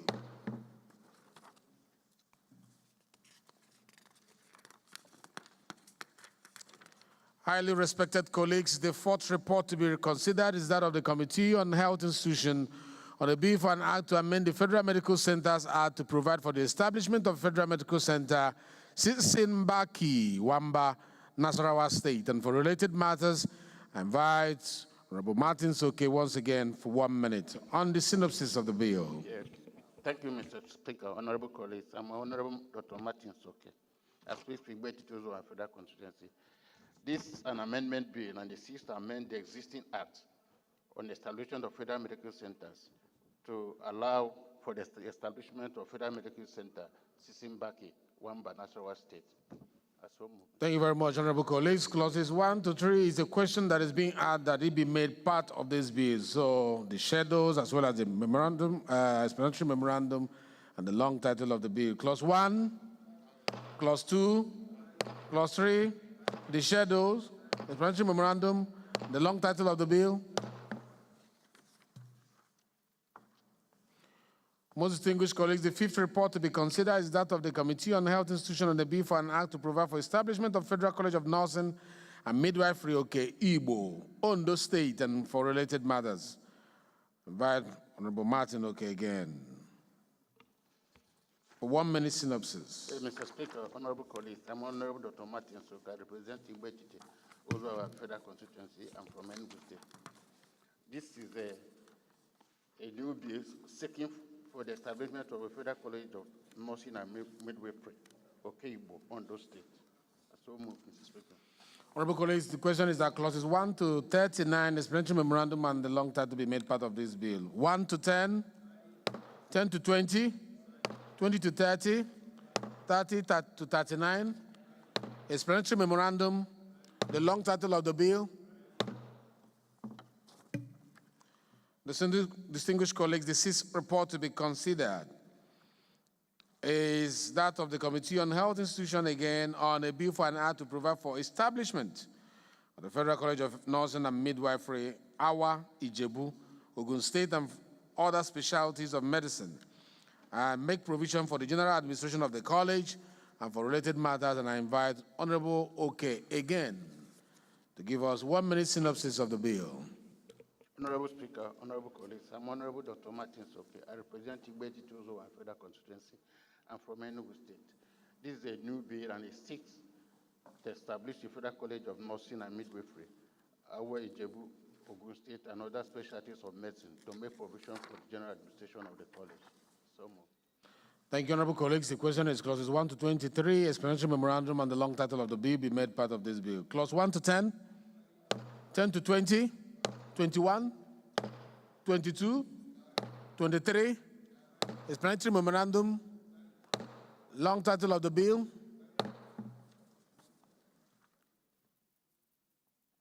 Most distinguished colleagues, the seventh report to be considered is that of the ad hoc committee on the need to unravel the cause of the death of Miguel Ovoke's death, a 4-year pupil at Brick Hall School in Abuja. I invite Honorable Tanko to give the synopsis of the report. Thank you, Mr. Chairman.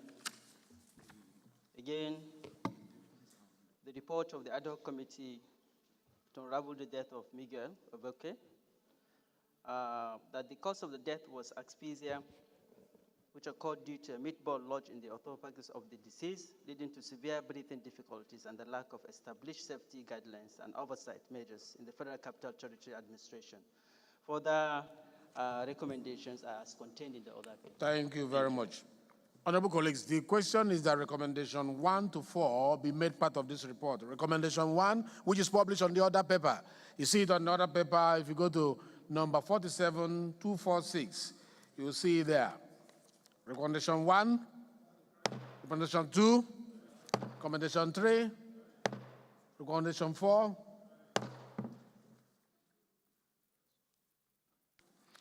Leader, please move that the House reverts to plenary to report progress. Thank you, Mr. Chairman. I am Abubakar Hassan Fulata. I represent Borneo Agrika Samaguri Federal Constituency. Mr. Speaker, I'm from Jigawa State. Mr. Chairman, honorable colleagues, I move that the House do revert to plenary to report progress. I so move. Minority Leader, please. Mr. Speaker, my dear colleagues, I rise to second the motion as moved by the acting House Leader. I so second. Those in support of the House reverts to plenary to consider a report from the Committee of the Whole, say aye. Those against, say nay. The ayes have it. The House hereby reverts to plenary to consider a report from the Committee of the Whole.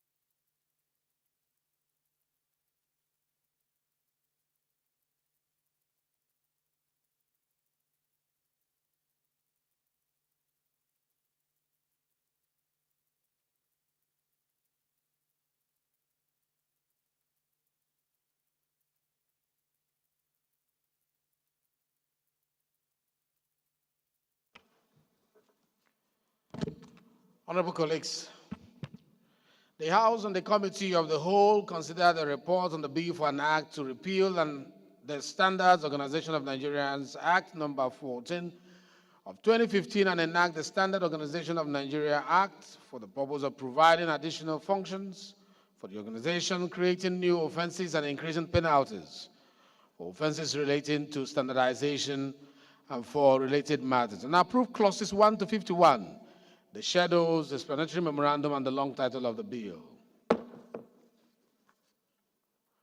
Most distinguished colleagues, the House and Committee of the Whole consider the report on the bill for an act to amend the Sea Fisheries Act Cap S4 Laws of Federation of Nigeria 2004 to, among other things, bring the penalties therein in conformity with modern-day realities and for related matters, and approve clauses 1 to 8 as amended, the schedules, explanatory memorandum, and the long title of the bill.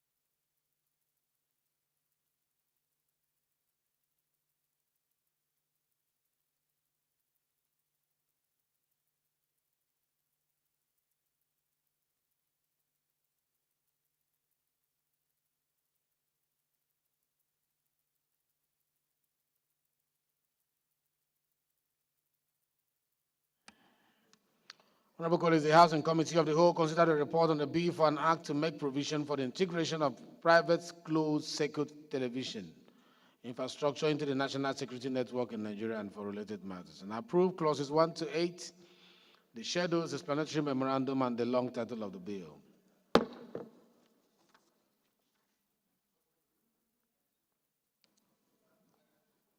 The House and Committee of the Whole considered a report on a bill for an act to repeal the National Inland Waters Act, Cap N 47, Laws of Federation of Nigeria, 2004, and enact the Nigerian Inland Waterways Act, establish the Nigerian Inland Waterways Authority to provide for the management, regulation, and development of Nigerian inland waterways, and to promote private sector participation in the development of the Nigerian inland waterways in Nigeria and for related matters, and approve clauses 1 to 64, the schedules, explanatory memorandum, and the long title of the bill.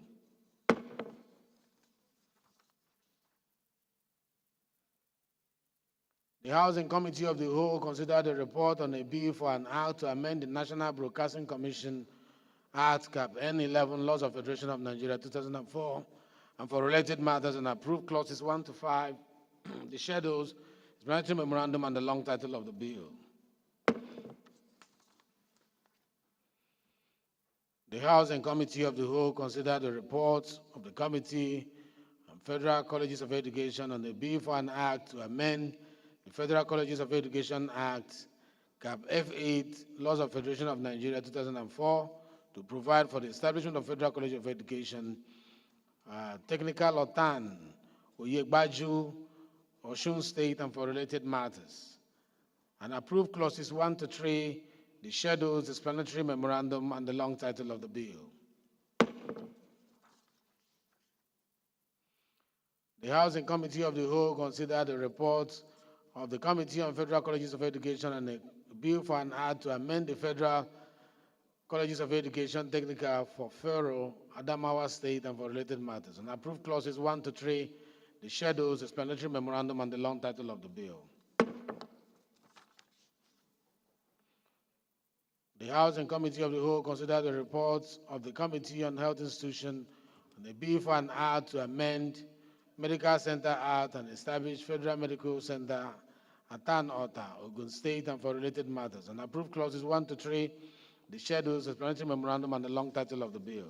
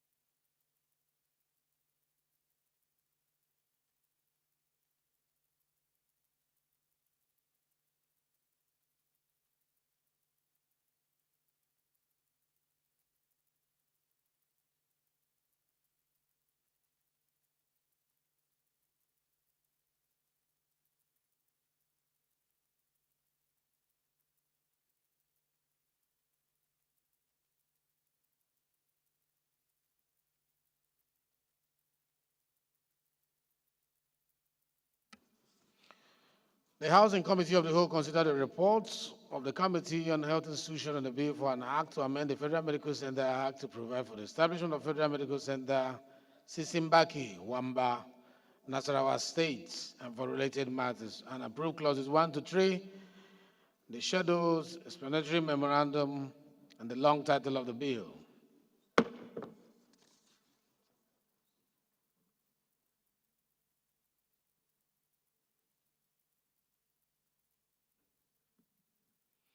Most distinguished colleagues, the House and Committee of the Whole considered the report of the Committee on Health Institutions on the bill for an act to provide for establishment of Federal College of Nursing and Midwifery, Oke-Igbo, Ondo State, and for related matters. Approved clauses 1 to 39, explanatory memorandum, and the long title of the bill.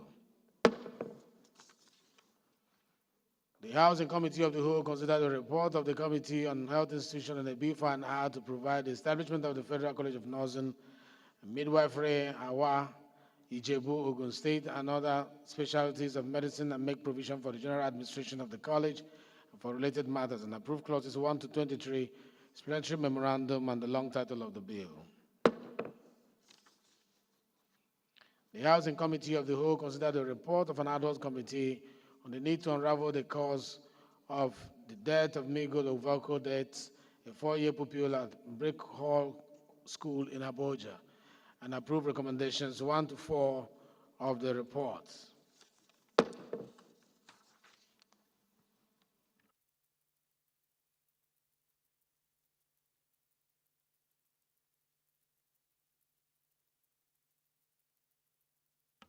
Please, leader, move for the consideration of reports on this supplementary order paper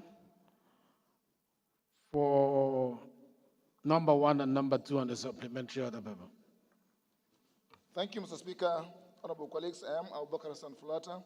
I represent Burniwa, Krika, Samaguri Federal Constituency. Mr. Speaker, I'm from Jigawa State. Mr. Speaker, I move that the House do consider a report, that the House do consider the report of the Conference Committee on a bill for an act to provide for establishment of Nigerian Maritime University, Okerekonko, and related matters, and approve the recommendations therein. I also move that the House do consider the report of the committee, of the Conference Committee on a bill for an act to domesticate and enforce in Nigeria the International Convention Against Doping in Sports, establish the Nigerian Anti-Doping Center to implement Nigeria's obligation to the World Anti-Doping Code, international standards, and for related matters, and approve the recommendations therein. I so move, Mr. Speaker. Leader, please. Mr. Speaker, my dear colleagues, I rise to second the motion that the House do consider the reports as contained in the supplementary order papers 1 and 2. I so second. Thank you. Thank you very much. Those in support of this motion that these bills be considered, say aye. Those against, say nay. The ayes have it. Please, leader, move that the House go into Committee of the Whole to consider this report. Thank you, Mr. Speaker. Honorable colleagues, I am Abubakar Hassan Fulata. I represent Burniwa, Krika, Samaguri Federal Constituency. Mr. Speaker, I'm from Jigawa State. Mr. Speaker, honorable colleagues, I move that the House do resolve into Committee of the Whole to consider 2 reports. I so move, Mr. Speaker. Seconder, leader. Mr. Speaker, my dear colleagues, I rise to second the motion. I so second. Those in support of this motion say aye. Those against say nay. The ayes have it. The House hereby resolved the Committee of the Whole for the second time to consider this report on the supplementary order.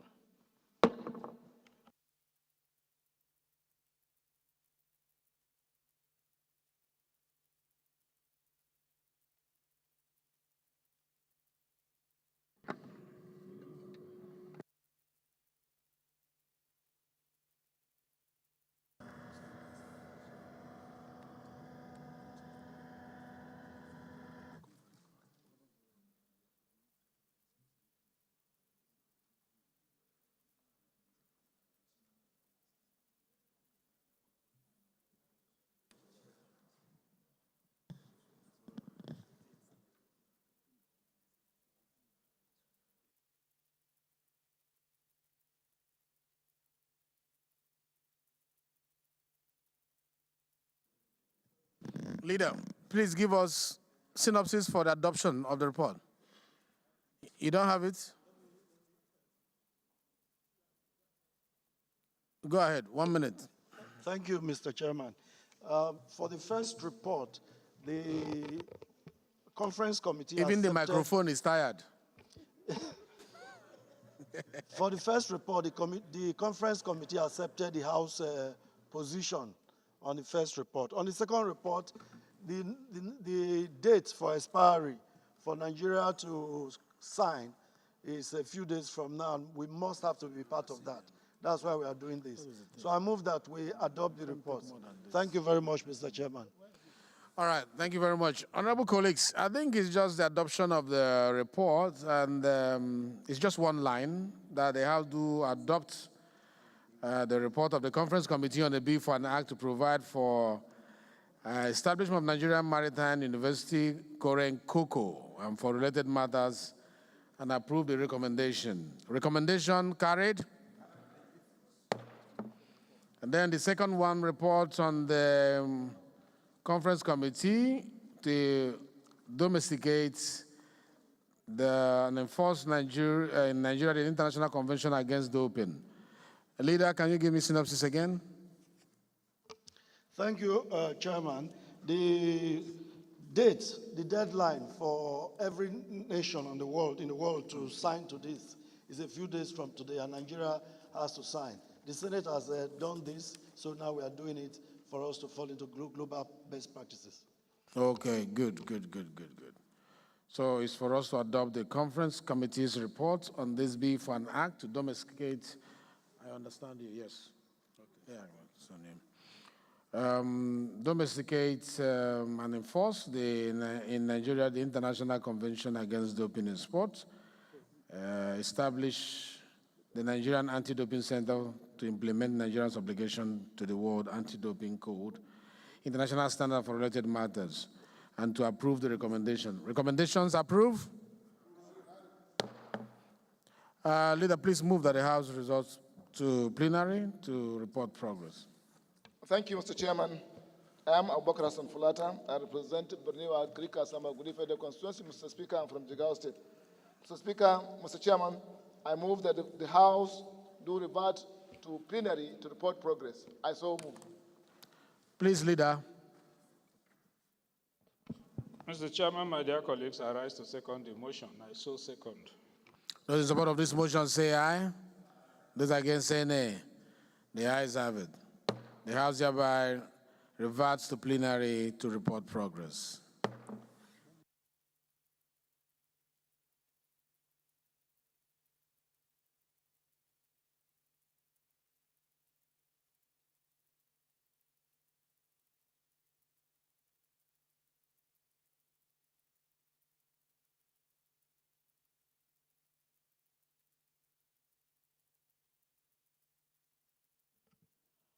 Honorable colleagues, the House and the Committee of the Whole adopted the Conference Committee report on the bill for an act to provide for establishment of Nigerian Maritime University, Cocoa, and for related matters.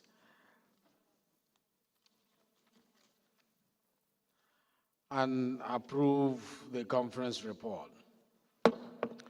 Honorable colleagues, the House and the Committee of the Whole consider the reports of the Conference Committee on the Bill for an Act to domesticate and enforce in Nigeria the International Convention Against Doping in Sports, establish the Nigerian Anti-Doping Center to implement Nigeria's obligations to the World Anti-Doping Code, international standard for related matters, and approve the recommendations of the reports.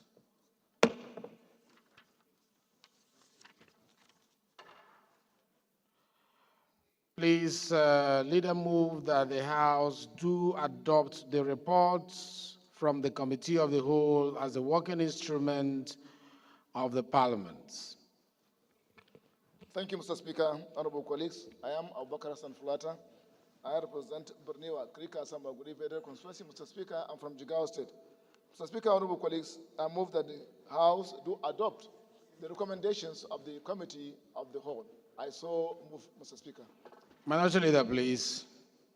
Mr. Speaker, my dear colleagues, I rise to second the motion as moved by the acting House Leader. I so second. Those in support of this motion say aye. Those against say nay. The ayes have it. The House hereby adopts the report of the Committee of the Whole as the working instrument of the Parliament.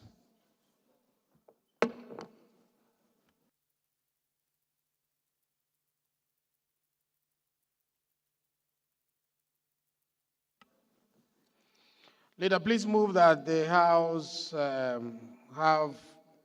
conduct a third reading of the bills that passed through today, including the one on the supplementary order paper. Thank you, Mr. Speaker.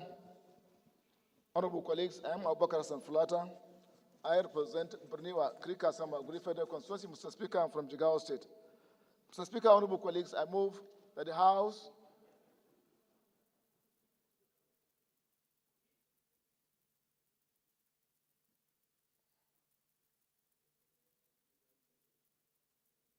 Yes, go ahead. that the House conduct a third reading of all the bills so considered today. I so move.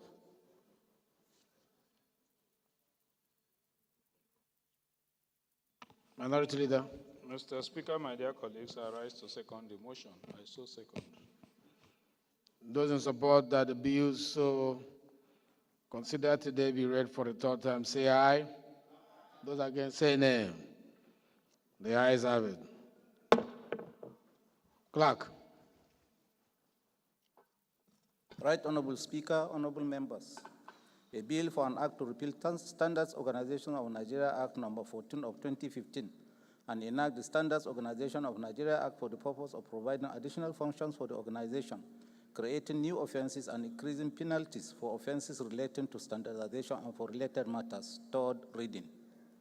A bill for an act to amend this Sea Fisheries Act CAF S4 Laws of the Federation of Nigeria 2004 to, among other things, bring the penalties therein in conformity with modern day realities and for related matters. Third reading.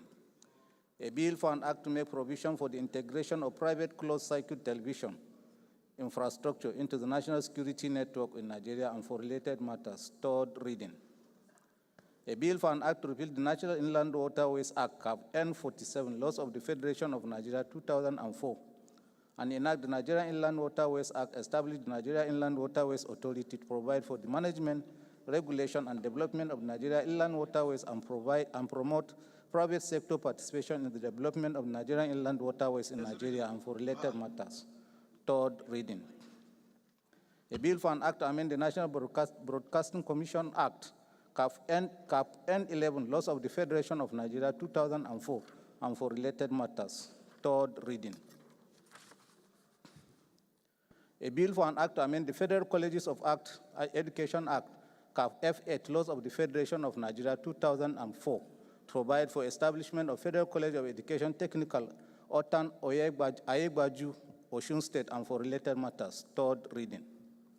A bill for an act to amend the Federal Colleges of Education Act, CAF F8, Laws of the Federation of Nigeria 2004, to provide for establishment of Federal College of Education Technical, Fufore, Adamawa State, and for related matters. Third reading. A bill for an act to amend Medical Center Act and establish Federal Medical Center, Atan, Ota, Ogun State, and for related matters. Third reading. A bill for an act to amend the Federal Medical Centers Act to provide for establishment of Federal Medical Center, Sisimbaki, Wamba, Nasarawa State, and for related matters. Third reading. A bill for an act to provide for establishment of Federal College of Nursing and Midwifery, Okeibo, Ondo State, and for related matters. Third reading. A bill for an act to provide for establishment of the Federal College of Nursing and Midwifery, Awa Ijebu, Ogun State, and other specialties of medicine and make provision for the general administration of the college and for related matters. Third reading.